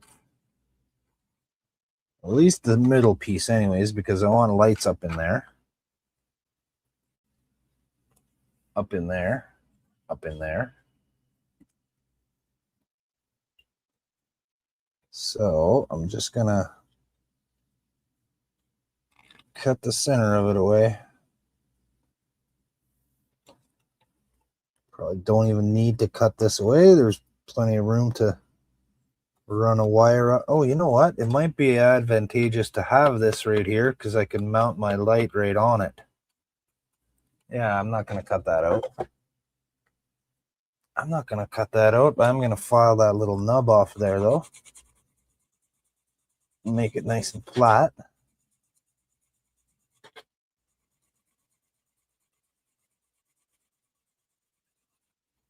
And we'll just melt that back together like it never even happened.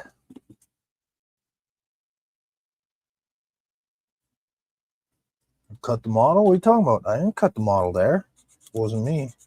Must have been the other guy.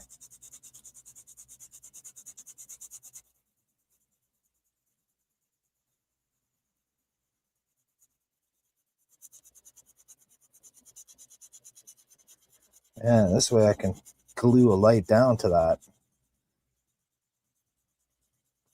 Otherwise, it would be difficult.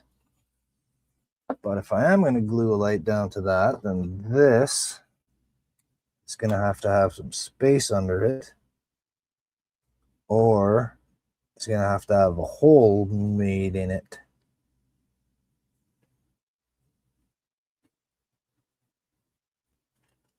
Now, for something like this, I'll probably have to do some tests, but maybe some advice from you guys. Do you think I need 4 lights? There are 4 spots. Do I need 4 lights? Or do I think I can get away with just one facing upward, illuminating this whole thing? I think I can probably just get away with the one. I'll use an SMD. There's room in there for it. Or I could use a regular LED and just pop it right up through there, and just have the top surface of it sticking out to illuminate the entire thing. That's probably a better way to go.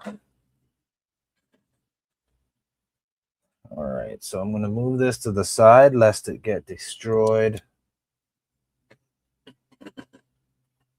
We'll just put that guy right there.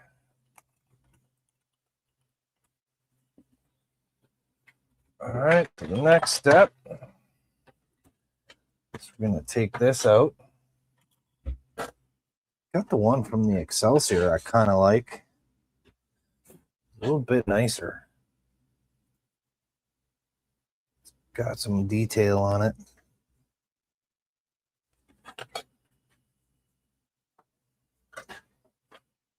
Let's get this out of here.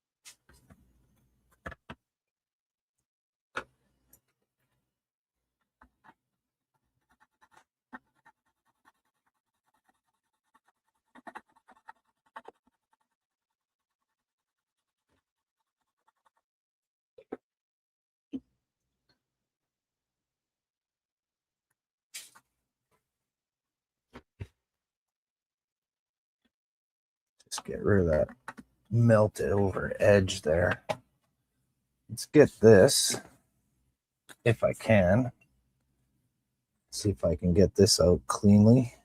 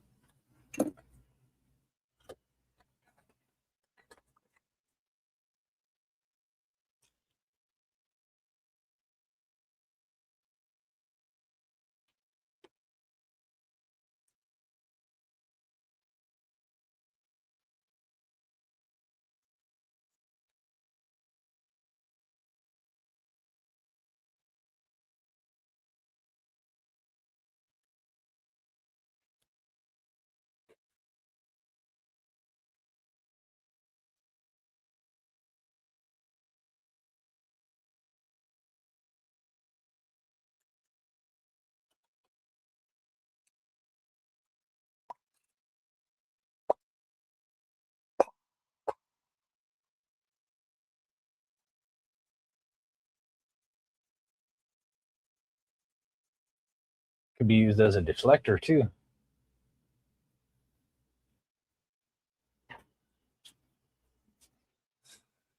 Rod said, switching over to my PC, BRB.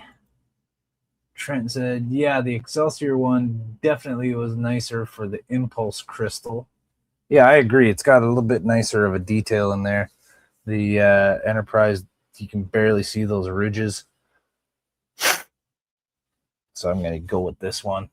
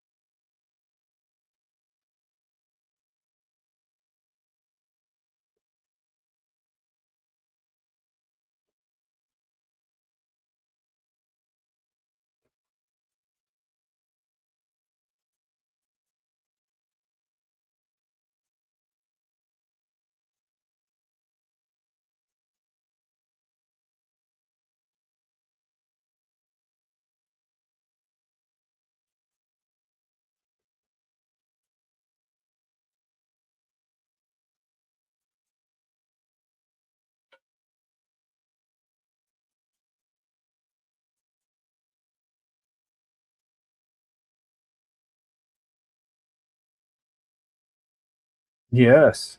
Sanding.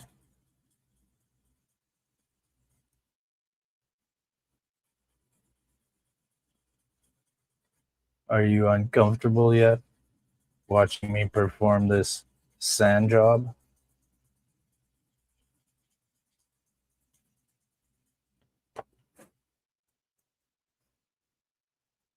All right, let's get the fret leveling beam.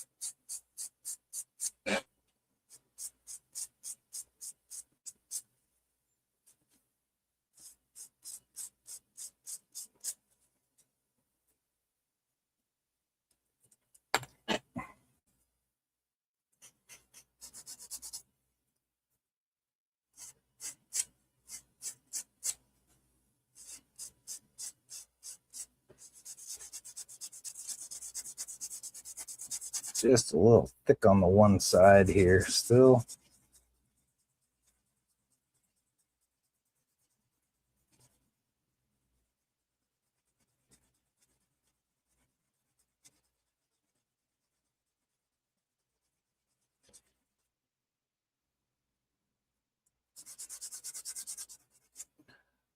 Like for it to be nice and even all the way around.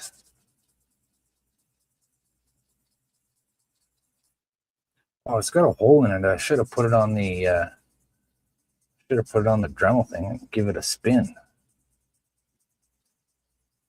Yeah, that's what I should have did.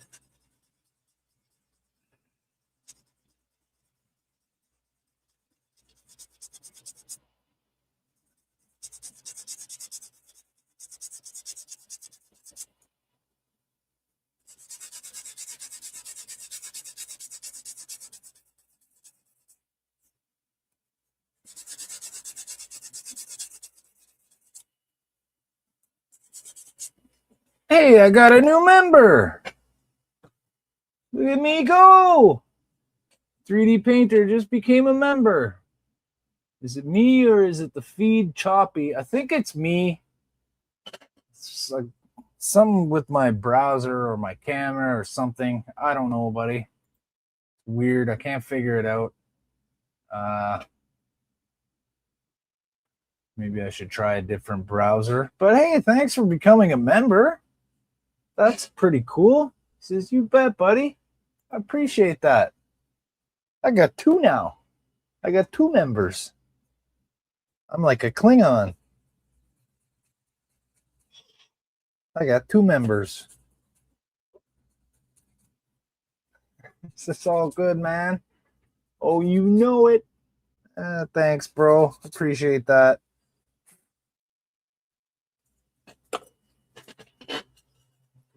So now that I have more than one, that means I have to start making content for members only. I already do that, but it's not on YouTube. Oh. I like Trenton's picture there. He's got the Starfleet uniform on. That's pretty sweet.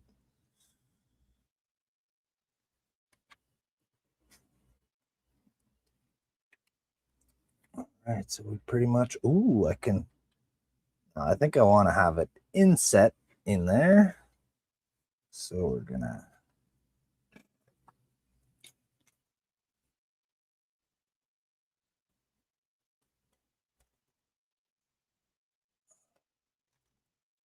So kind of just want to go inside this line, not quite right up to it. It's almost the exact same size as the inner ring right there. So let's get some power. Before I do that, I'll read Ron's comment. I can't even monetize yet that I know of. No, you need at least 1,000 subscribers. If you got more than 500, you should be able to get super chats, stuff like that. Trent said, my picture is actually AI generated. Got it pretty damn close. Is it really? Huh. Turn on memberships and super chat stuff if I have that ability. You should right now if you got more than 500 subscribers. You have to go into YouTube Studio. So either use your phone or your computer or something. Go to YouTube Studio, log in there, and your options are all there for that stuff. There's like tabs in there that shows you your there'll be like a $ tab, and then you go into there and it'll ask you what settings you want to turn on, if you want to have super chats turned on or members and stuff like that. There's a couple other things you can do.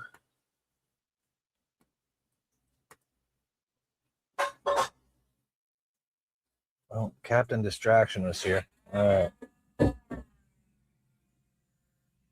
Gotta mute. This makes a lot of noise.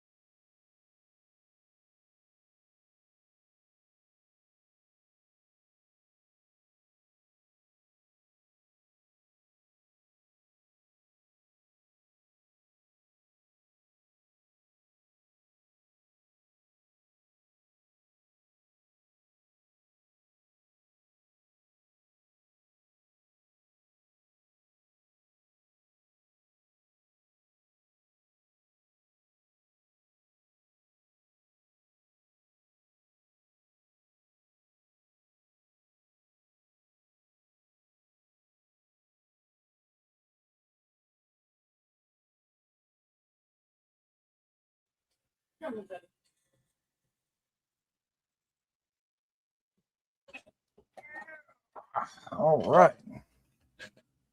Let's see how we did. Oh.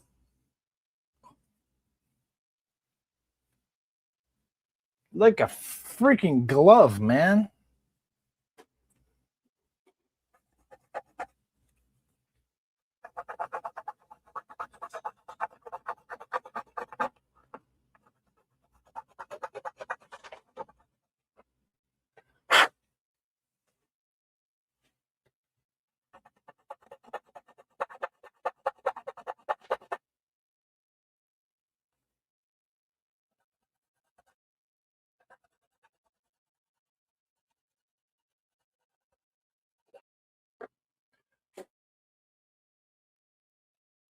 I'm afraid that there will be no acquittal for me because it fits.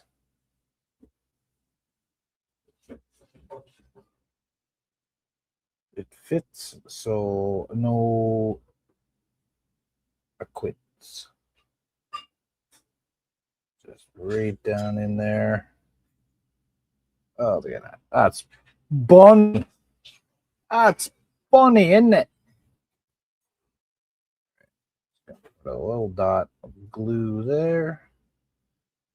Little dot of glue there. I just want to kind of push it up into its position.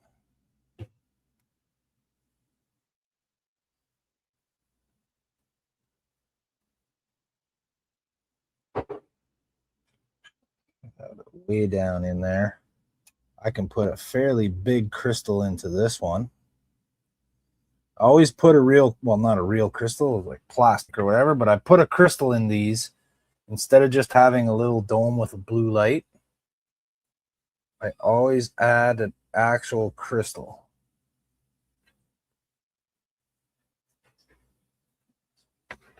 I just got these little,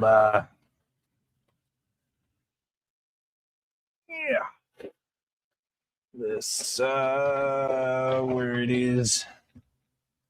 Where it is. Oh, where is ya?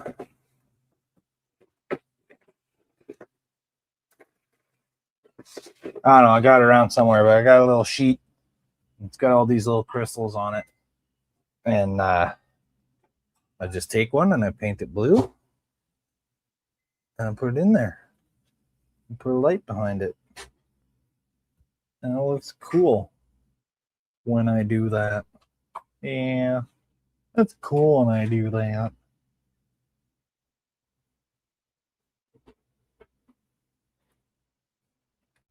Let's get a bit of glue there. I'm just going to kind of try to run that around.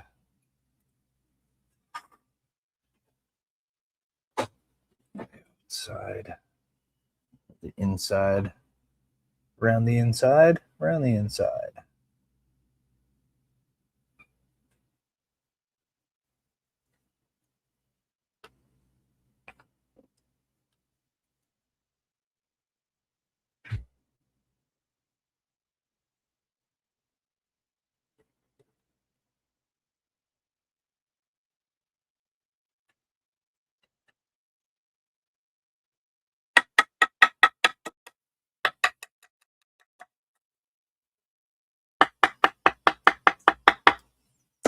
Let's see, Ron says, Trent says, yep, I think I did it through Chat GPT. So for his profile picture there. Ron said, I don't think I have enough valid watch hours yet. Oh, yeah, that was one of the things. Yeah. So you got to have I forgot about that. You need the subscribers and you need a certain amount of hours that people have watched your videos.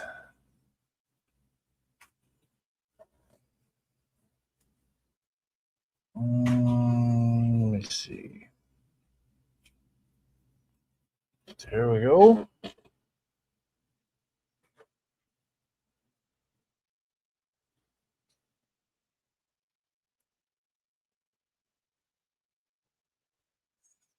Put that in there. Then, and then, and then. So I've got the one from the Reliant.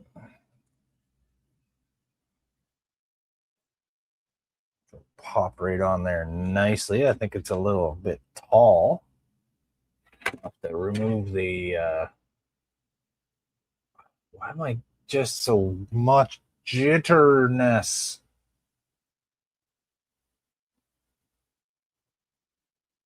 Oh, wrong checked. I need around 500 more hours. Yeah, you mostly do live streams though, right? How many videos do you have up?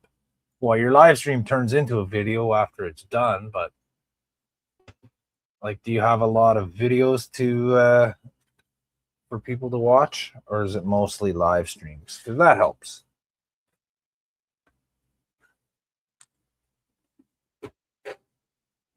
I don't know. I honestly don't pay all that much attention to the requirements and the algorithms and stuff. If I start focusing on that, then it takes away from what I'm actually doing here. It distracts me from the actual work instead of worrying about the videos and stuff like that. Like, I know that I need to make more videos and get more content out there. It's just live streaming is just easier and quicker, and I really have a problem with editing. Let's see. Trenton says, I really wish they had fixed the inaccuracies of the 1537 refit, like with the Reliant. Remove the nasty so-called Aztecing and fix the other stuff. Yeah, it's not great. That's why I'm not making the Enterprise. We're making the Triadic. Ron said, mostly live streams. Don't really care for the same reasons you're stating. Don't really care about the numbers. Nah, I'm just doing what I want to do. People want to see it, they want to see it. If they don't, they don't. Whatever. You know, it would be nice if I started, you know, getting a little bit of revenue from YouTube, from people watching videos. I get a super chat here and there because I got a couple dedicated fans like Trenton and Howard and stuff like that. They're always happy to give me some support. Guys like Todd throw me super chats here and there, but YouTube takes a lot of that. YouTube's greedy when it comes to that. So instead of giving the money to YouTube, just hit up my PayPal. There's a link in my description to my PayPal. So if you really want to help, and if you're able to, you can hit me up that way, and then YouTube doesn't get any of it. No, because they don't need to. Oh, Howard, member for 7 months. That's right. Oh, that's right. Only can be on one membership. Oh, did you just try to get another membership, Howard? You already did it, buddy. I appreciate you if you tried doing that, but you don't need to do it again. But now that I have more than one member, I'm going to have to start making members only comment. And your names appear in green.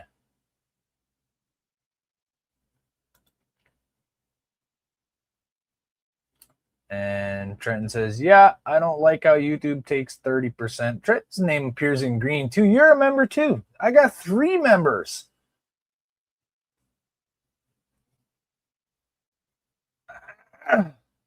Three members. That's better than a Klingon. It's like a Klingon and his buddy.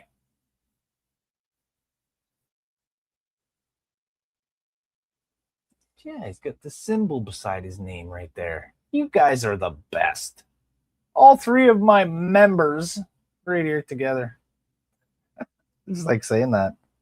I like saying how many members I have. Look at all my members. Where's my kit for the Excelsior? I think I want to look Oh,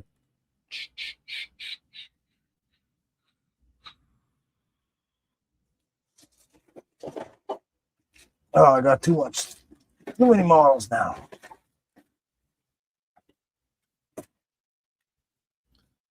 All right, well, I'll decide that another time. This one's like a little big. I'd have to file it down, make it a bit smaller. Look at it this way. We can see how high it sticks up from the top of the even though I set that way down in there so much. But that's just a matter of getting rid of the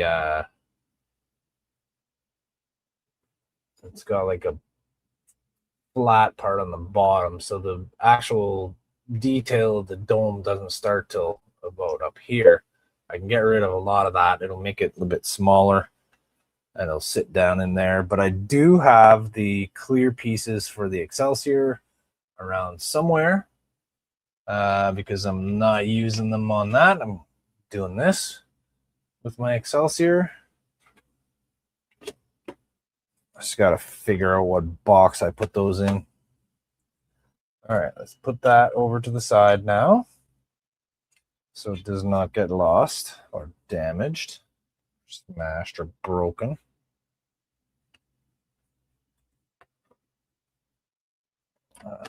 We've got the little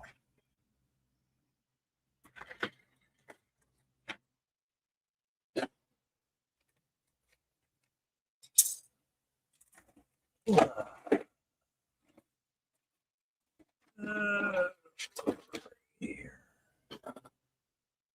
Okay, let's get that.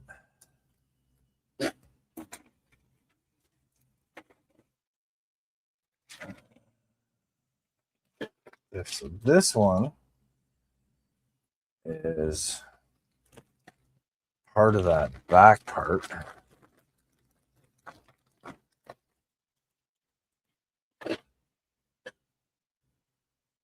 Let me just see what happens if I hold it up here. It looks like it's a slightly wider.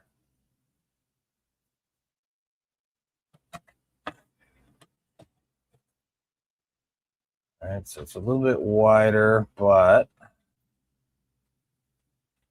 the actual impulse parts are narrower and further apart. Got a couple of differences here. Let's see, Howard said, I was hoping it was on my DH DeForest Hobbies account. Yeah, Dash. Well, just revoke your Dash Riptide membership and do it on your DeForest Hobbies account. Not sure if you knew the 1537th kit is canon. They used it in Star Trek 3 and in Star Trek 5.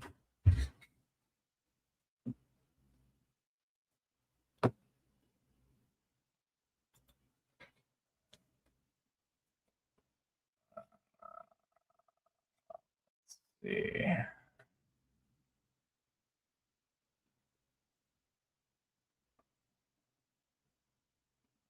All right. Okay. So we're just going to go with the Enterprise one.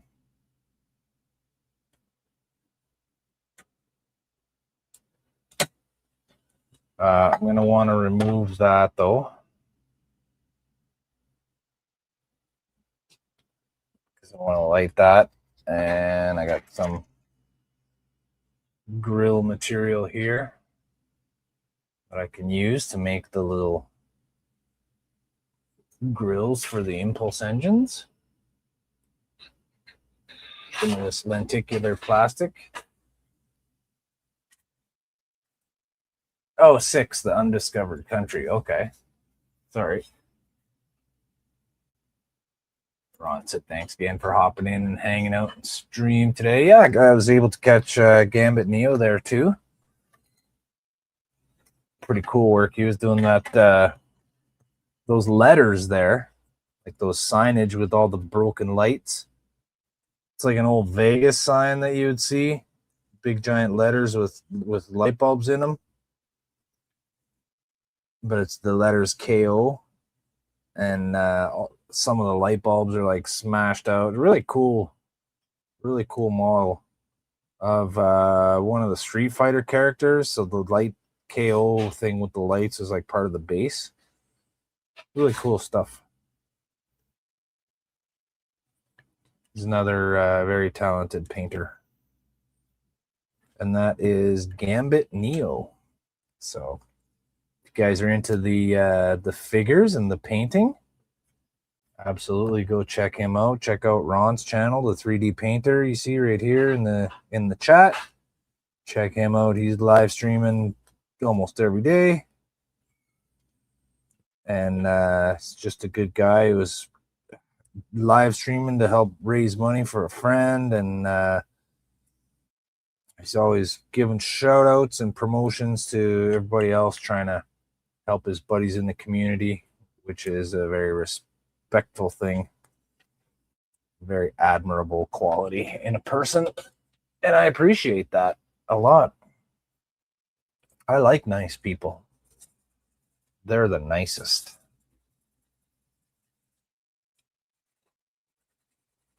Let's get rid of these extra nips here. We got some superfluous nipples on this. Just get rid of the superfluity. Superfluousness. Yeah. Yeah. Wow. Right, that is that. We'll get the file.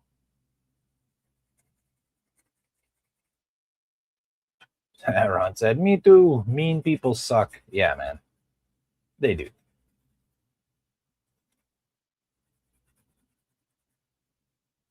My parents taught me a lot of things, but one thing they didn't teach me was how to hate people.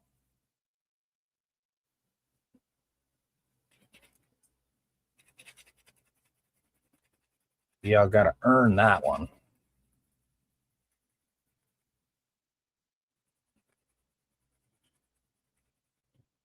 And if you'd care to earn my hatred, just be a dickhead.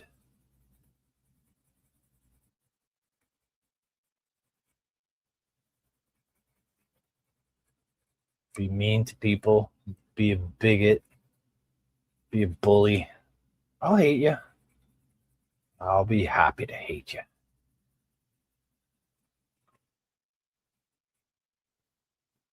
Don't do those things, then you'll have my friendship.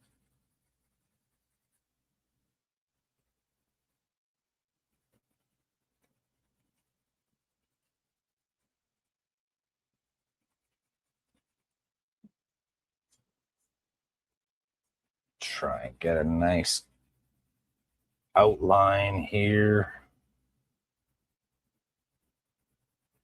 Ron's like, ditto.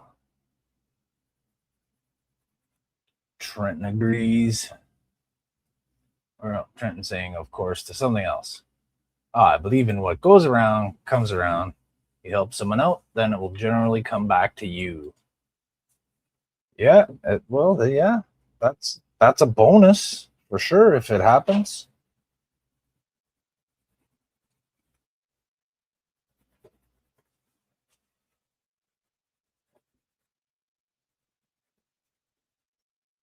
I figure if we're not here to help each other out, then why is there more than one of us? It's not just so we can exploit each other, is it?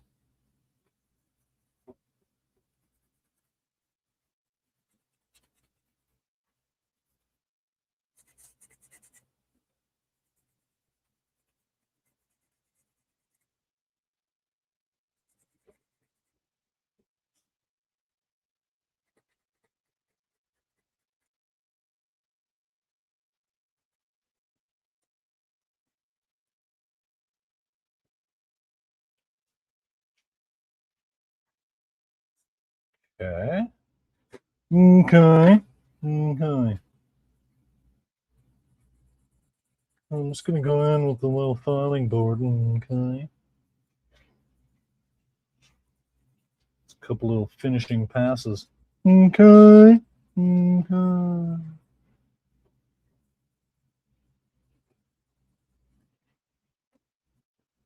Trenton says, my parents pretty much taught me that too. Well, good. You're lucky. You had good parents.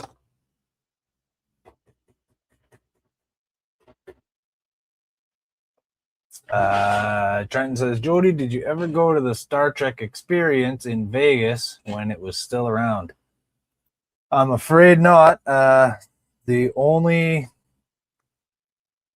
first time I ever left Ontario was last year when I went to Wonderfest in Louisville. That's the only place I've ever been. And we went again this year, just last weekend, or the weekend before that. My second trip to Wonderfest and my second time to the US and my second time out of Canada. I've never really had any reason to go anywhere before. Or the means. But my wife is very awesome and very supportive and extremely generous. And she busted her ass last year for us to be able to go to Wonderfest. And she kind of surprised me with it. She found out about it because we were watching the live streams and HTM guys were always talking about Wonderfest. And I said, what's that? And they told me. And I was like, oh, that sounds pretty cool. And I looked it up on YouTube and started watching video clips of past ones. I was like, wow, that'd be pretty cool to go to one day. Look at all the cool models. And then a couple weeks later, my wife said, if you want to go to Wonderfest, we could probably do it. She's like, I've been saving money. She secretly started saving. Unbelievable how lucky I am. Because I never would have even tried to plan to go. Because I don't want to spend money on stuff we don't necessarily need. Yeah, you got that right. Indeed. Indeedably. Indubitably. Okay.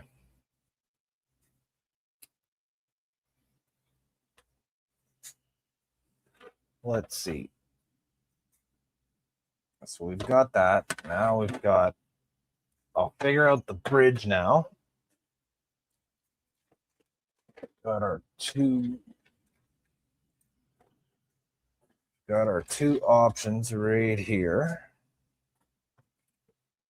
So this is the Enterprise refit one.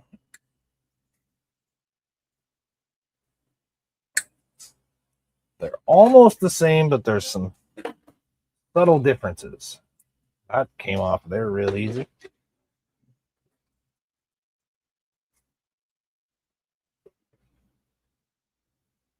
So the one for the Reliant is just a little more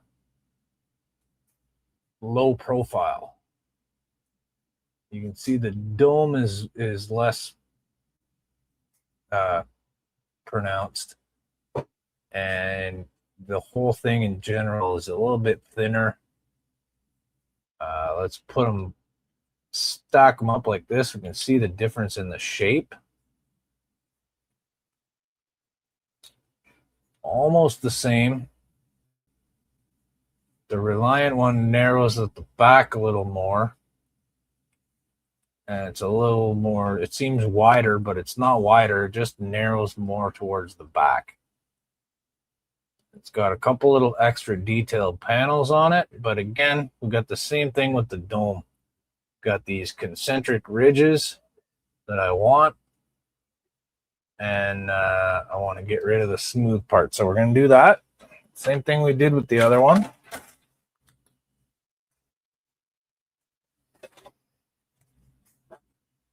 So I'm going to go with my knife. Where's my knife, boss? Here it is. There it is.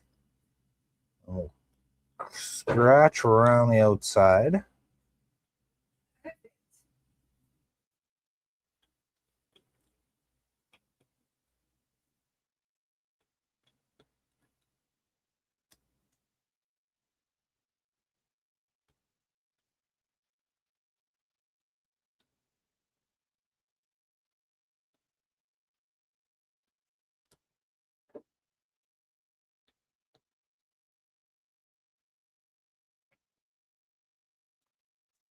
Well, be careful I don't cut into the side of it.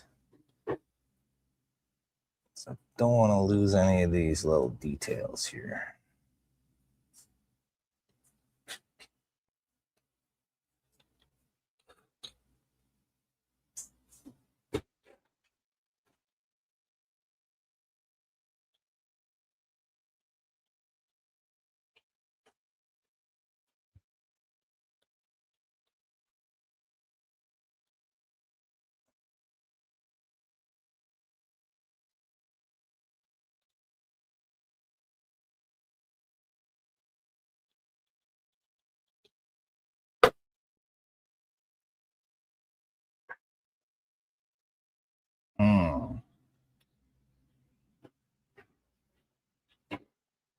So Trenton says the Reliant bridge was more accurate than the refit of those two kits. As I said, round 2 fixed inaccuracies of the Reliant.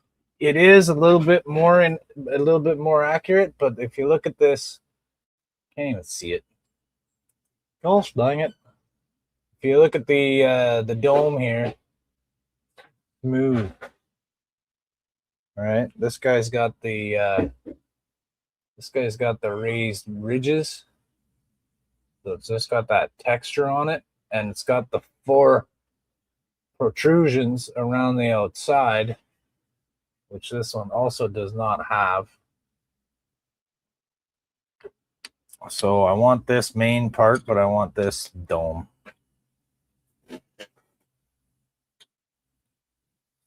You can dome in the morning, you can dome in the night, you can dome when you want to dome, you can dome all night.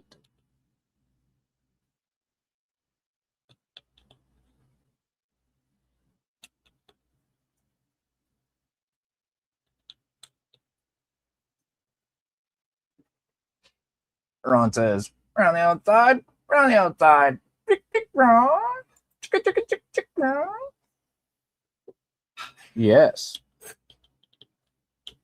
2 Starship bridge domes go around the outside. Around the outside. Around the outside. There we go. Got a nice groove now. I can drag it along. Try to make a continuous scratch. Just try to get deep enough so that I can. Yeah. Yeah. Yeah. Yeah.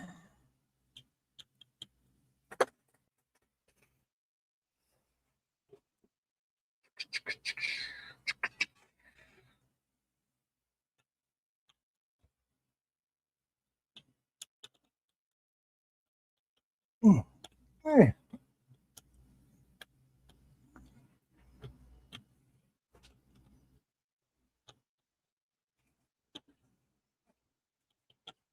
All right. I've got enough of a groove that I can start cutting with this and minimize the meltage. Got to minimize your meltage.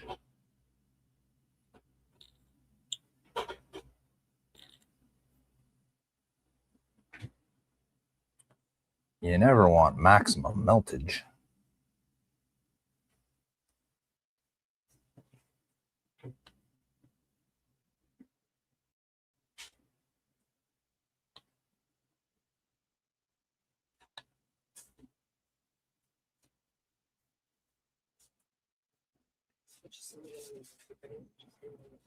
Pop it out.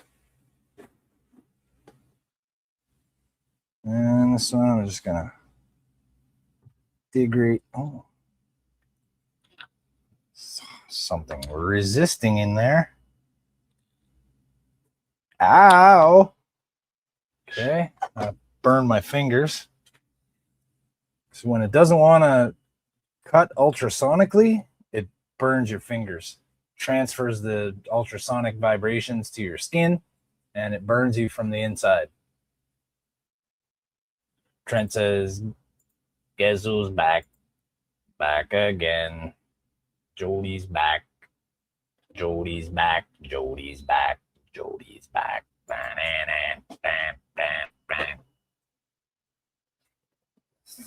I used to like Eminem. I thought he was pretty good. I thought he was pretty talented. And he was. He was. But then I discovered a guy called Aesop Rock. So I recommend that everybody should give Aesop Rock a chance.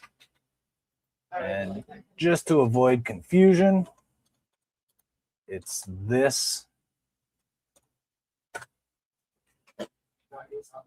Not ASAP Rocky. That's a totally different person who sucks. And it's totally different kind of music, which I wouldn't even call it that. I'm not a fan of what's popularly known as rap music, but I like hip hop music, which is the real deal, and specifically underground. So if you want to open your mind up and hear someone that's extremely talented, I suggest you check out any Aesop Rock song. There's tons of videos on YouTube. Guy's super prolific. He's got like 12 or 13 albums out. Works with all kinds of other artists, collaborations. Trenton says, has Eminem even put out any songs in the last couple years? I don't know. I wouldn't know. I haven't followed him. And Ron says Aesop is dope. So you've heard of him? Yes. I like the old school underground. Yeah, that's what he's still making stuff, but yeah, it's old school underground stuff. Like brand new old school underground. What you need, honey? It's in the bedroom, I think. Yeah, I didn't bring you silly Billy. Okay, so I'm gonna go back to my tile cutting bit here. Trenton says, honestly, I prefer film scores like Star Trek, Star Wars. I love that stuff too. So this is for cutting ceramic tile. But it really works great for this. So I'm just going to mute.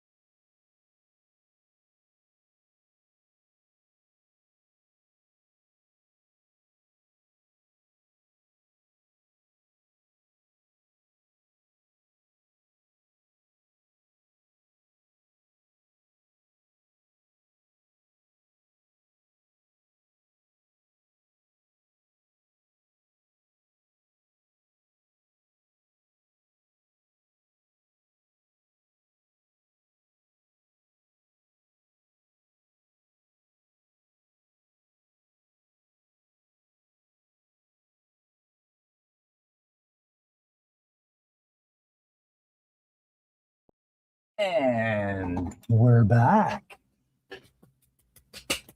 Trenton says, I'd love to get a Sonic Saber, but I'd have to save up for it. Yeah, I heard they're not cheap.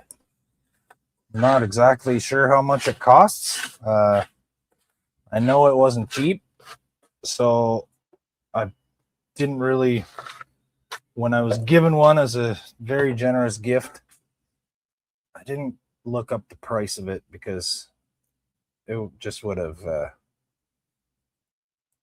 made me feel bad for receiving such a wonderful thing from my friends. So I made a video when I got the Sonic Saber. It's on my channel and it's called what's it called? Side mission?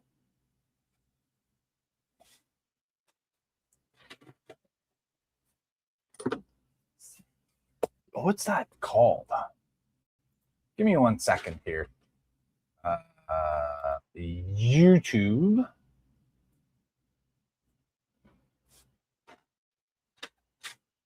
Me on YouTube.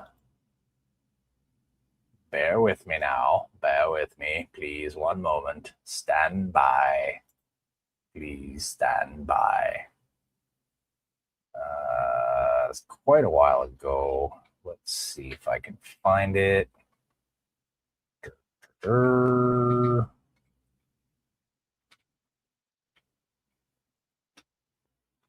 Yes. It's called Special Unboxing Video. And since this is my stream and my channel, I can do this.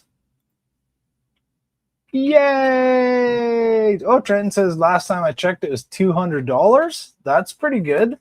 I was told it was a lot more than that. So I'm sure the price has gone down since then. Captain experiencing technical difficulties. Uh-oh. What kind of technical difficulties are we having?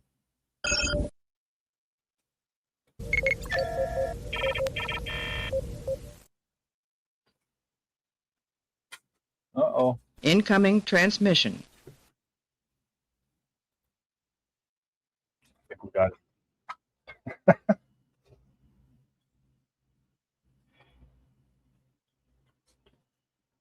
I'm having technical difficulties because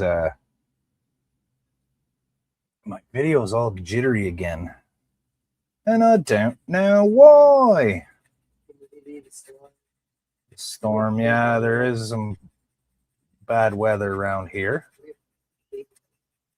When we got our internet comes through cable. Upgraded to fiber optic when we were living in our house there, and then when we had to move to the building does not offer fiber optics, so I had to downgrade, which sucked. Downgrading sucks. Yes, we do have thunderstorms and crazy humidity around here.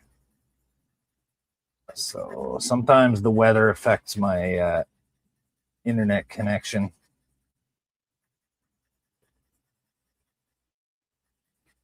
But also, my computer did an update last night.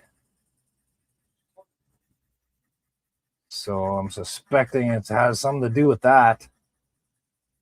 Seems every time my computer does an update, something fucks up and doesn't work properly anymore for a while. I have no idea how to do anything on computers and fix them. I was getting good at computers for a while, and then it changed the way they operate and the way they're made. They came out with tablets and smartphones, and then computers totally changed. Didn't understand anymore. Plus, I didn't have one for a very long time. I wasn't using computers. Just got my hands on a cheap tablet, and that's all I needed. You know, browse the internet, watch YouTube, do photos or videos, whatever. I could do everything from it. I could do everything from my phone. But then I got invited to HTM and invited to start live streaming. And the old laptop that I inherited from my mother wasn't doing it for me. So I got this computer that HTM got together. They pooled up and a couple people pitched in and they sent me this computer system, which I know nothing about. It's far too sophisticated for my knowledge. But luckily I have a 20-year-old kid that's an expert and stuff like that. So always got tech support on hand. Plus I got the group. There's always somebody in the group that can help me with stuff. Because they're all tech wizards and IT guys and computer experts.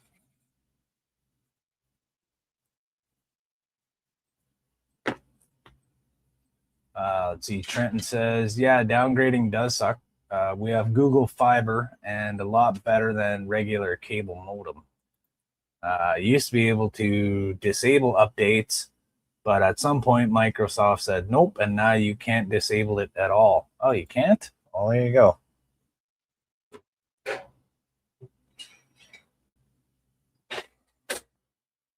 All right, so I need just a little bit more.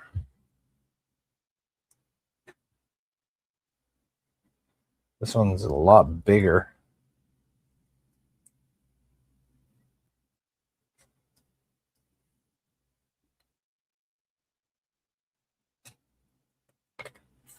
Trent says, I built my current PC. My last one I built was a dinosaur. This one's pretty much a gaming PC. Well, that's what I think this one is. It's got a dual core processor and all that jazz. But I don't even know if I have the settings configured properly.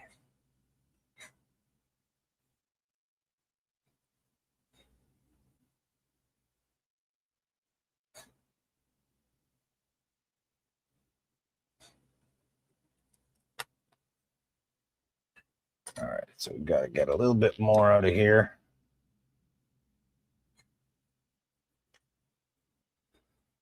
Let's see if I can get the...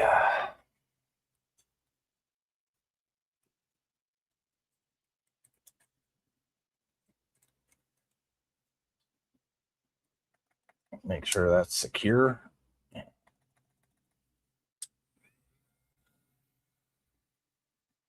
that even going to fit in there? Oh. Actually,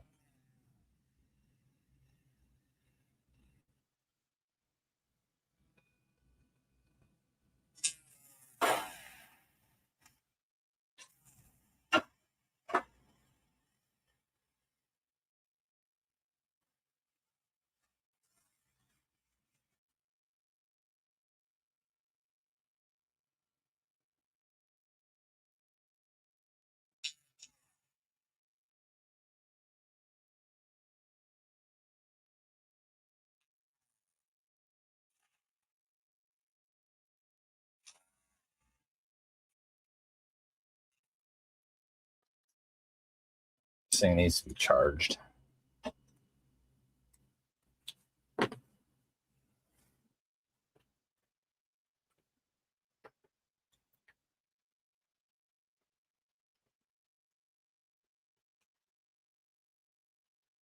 Oh, I'm gonna have to go into the thing and get all the sound effects. I don't have the that's what she said sound and all that stuff. I'm gonna have to get that. Is that ever gonna fit in there? That's what she said. We got all these sound effects, but I don't have them in my studio yet. I keep forgetting to do that.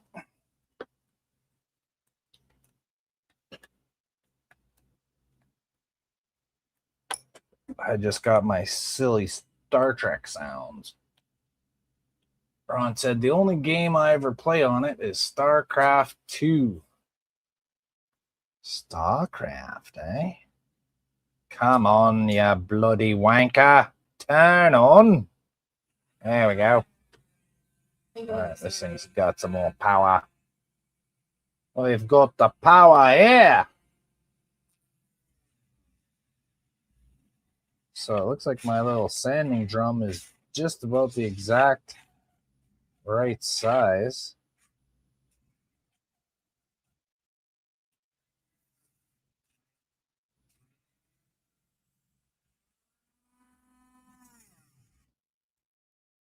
Oh, this also needs to charge.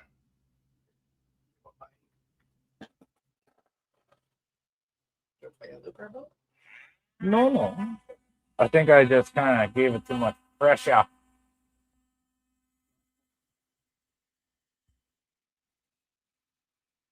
Same here, Trenton. I started playing Star Trek Online too. It's so hard. I just wanted to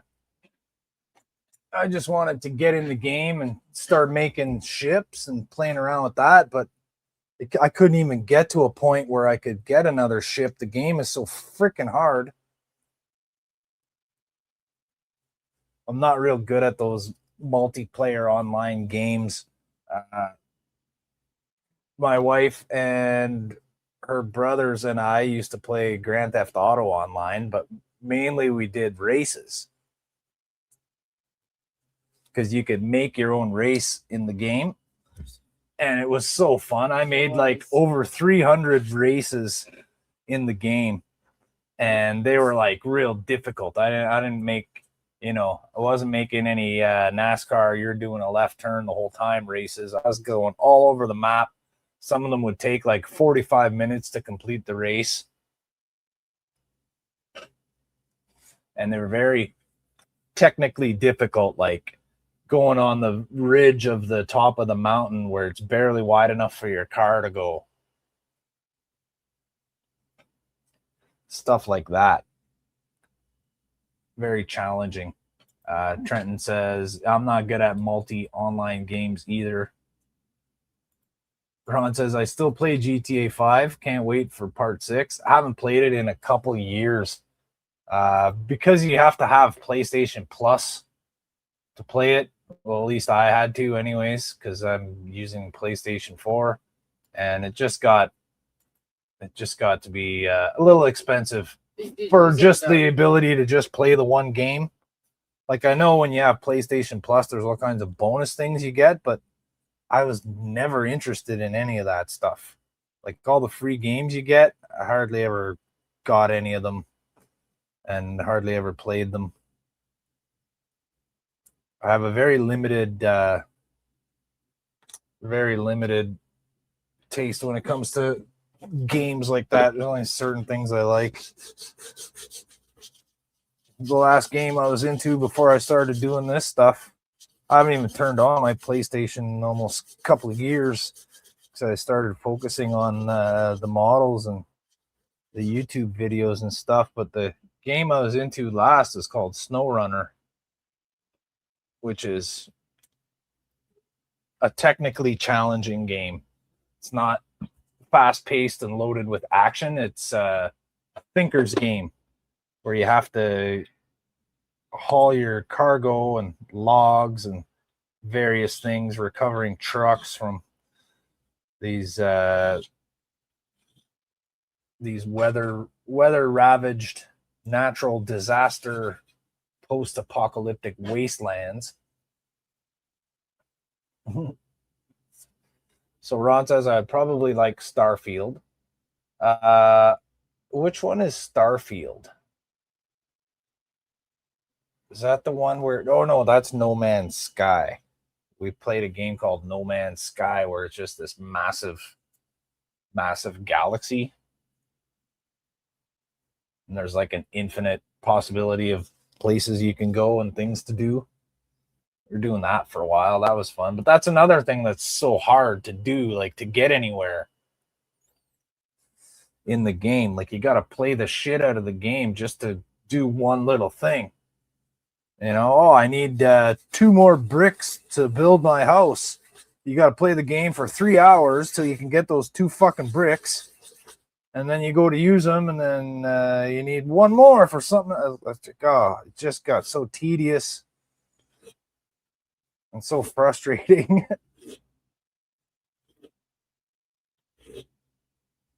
No Man's Sky is kind of like Starfield. Starfield lets you build your own ships, though, and the options are insane. All right, well, how can I play it? Is it a PC game that I can try? Because I have a PC now that's capable of playing games. I don't have a joystick or anything for it. Yeah, but that's not hard to get. Some of the ships people build are insane. I'm not very proficient with using the keyboard and mouse to play games on a computer. I've always preferred console gaming. It's just simpler for me. It says I think it's on PC.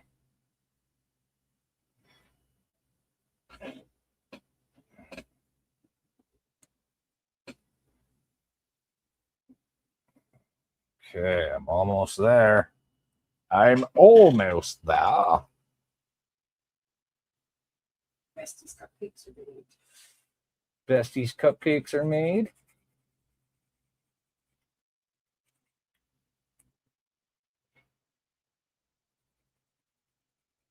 A lot of people have birthdays in June. Today was my brother-in-law's birthday. They're twins. They turned 55, eh? Yep, 55. My sweet, sweet brothers. Sweet, sweet brothers. They're my best buddies. They're super good guys. My Uncle Peter's birthday. It's my friend. I trust them with my life. It's also another friend of ours' birthday today. Mary's uncle's birthday is today. A friend of Mary's best friend's birthday is on the 16th, and mine is the 19th. There's yours, and then Amanda's is the 17th. Amanda also? Tanya's dad's is the 18th. Oh, yeah. Yours is the 19th. That's crazy. Lots of people fucking in September, man. Hunting season. Yeah, hunting season. That's what it is. That's what it is here. Up north anyway. The beginning of hunting season. All the guys going away for 2 or 3 weeks to go hunting. Everyone's getting laid before they take off to the bush. And then we're all born in June. And then August is the end of hunting season.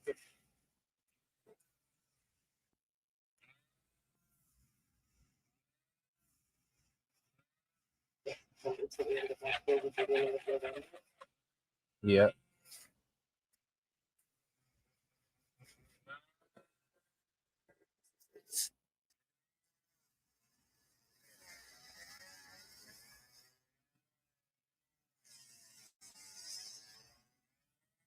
Whoa, that was very satisfying.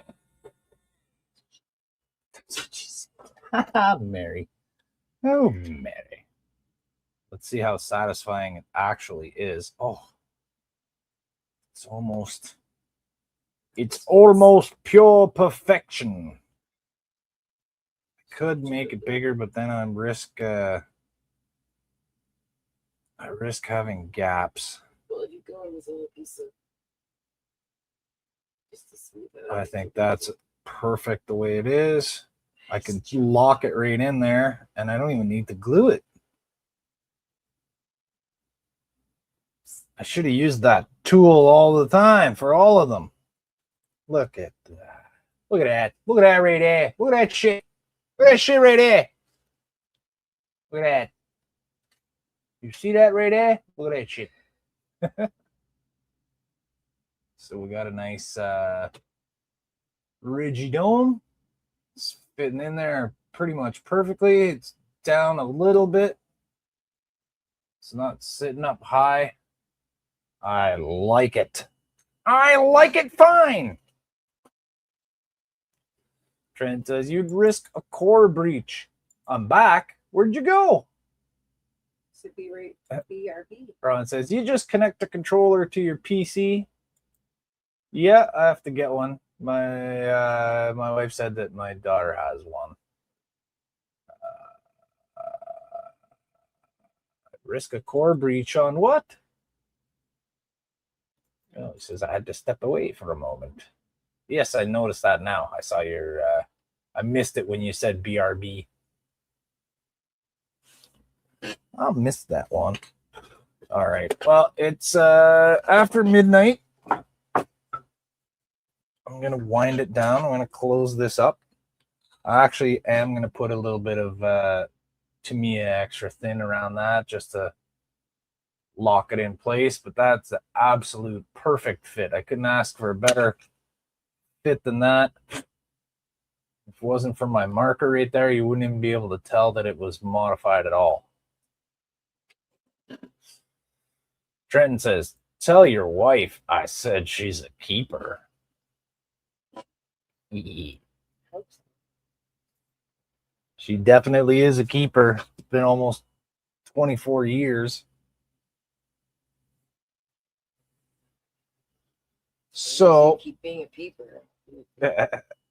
Let's see where I got in my effort to make this right here. The Triadic. No lights in this little model. As I said, this is a 1700 scale model that my friend Blair sent to me because he has a project that he's doing with these little models with the Enterprise and the Reliant, and he wanted to light them, and he wanted me to figure out a method for lighting them. But unfortunately, the first version of the model he printed was solid plastic, so I wasn't able to light them. I started with the Reliant and I started disassembling it and cutting it apart, only to discover that it was pretty much solid and I couldn't light it. So with the whatever parts I had left over, I would like the roll bar and the extra nacelle, I just threw them on here just for fun or something to do. I thought it would be cool, and a lot of people seem to really like it. So having picked up the Reliant kit at Wonderfest, I'm able to make the larger version of it. So what did I do so far? So I did that to the lower sensor dome. I changed the dome from the Reliant dome to the Enterprise one.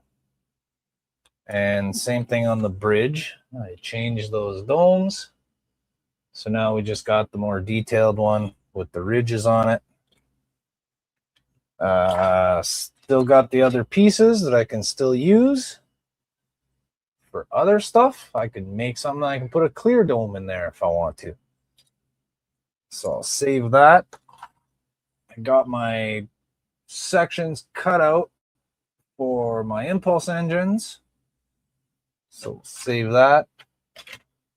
And I got a little crystal housing replaced with a slightly more detailed one from the Excelsior. And I got my window panes or my window pieces, a little bit of gap in that one right there. I got all my windows installed. As I said, we're not going to worry about the accuracy of the windows because I'm technically not making the Enterprise. It's something else. And where's my neck?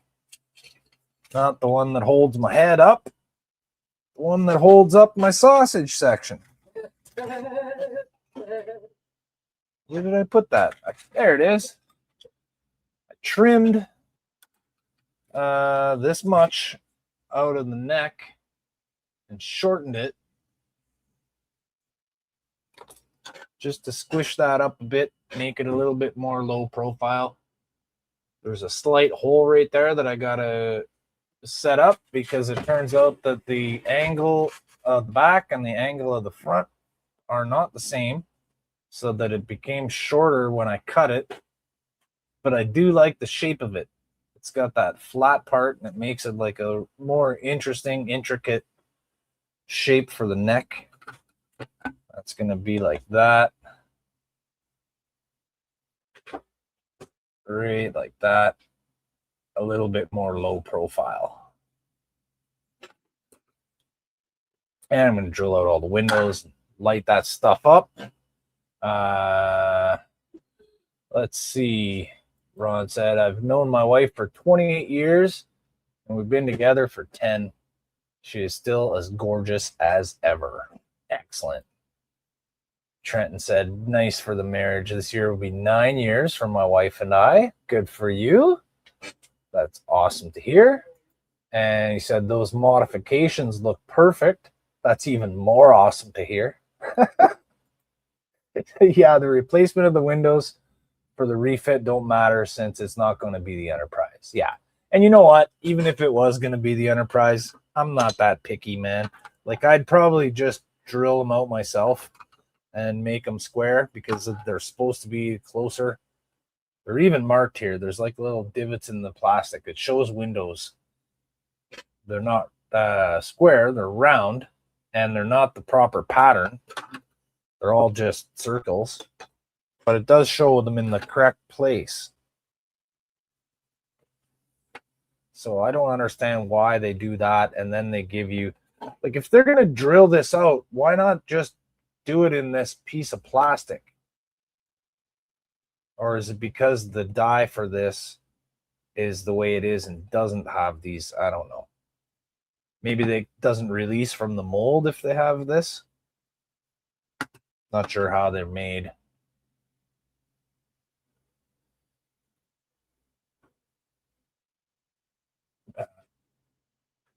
All right. You guys seem to be getting along pretty good. Trent, I appreciate you, man. You've been watching my videos pretty much since the first time I started loading them up, and I really appreciate that. And Ron, I appreciate you too, man. Anyone else who's here, Ken Horvath, my good friend, was here. Appreciate that. I hope you're still in the back watching somewhere. We had Todd, we had Andrew from Canadian Starships pop in for a little bit, and yeah, you guys go check out Aesop Rock on YouTube. Highly recommend it. And check out Ron 3D Painter live streaming. Trent, you make videos, man? I looked and I didn't see anything on your channel. I subscribed to you anyways, but you gotta start making videos. Or join our Discord. There's a link in the description for our Discord. Get in there, Trenton, join it. I think you actually did. You're on it already. Yeah, what am I saying? Trenton's already in the Discord. Give us some pictures, man. Show us some shots of what you built and what you're working on. Ron's working on his Daredevil. Yeah, that thing's looking awesome. And there's nothing wrong with plain black boots, man. Like you said to Gambit Neo, sometimes less is more. Less is better. All right, so with that being said, like I said, there's a link in the description to our Discord server. It's pretty active. Everybody's there is nice. We say good morning and good night to each other all the time. We're always sharing tips and tricks and information, links to useful products. And when you make videos and when you live stream, you can announce it in the Discord and post a link to it there. We do that. So hit us up, check us out.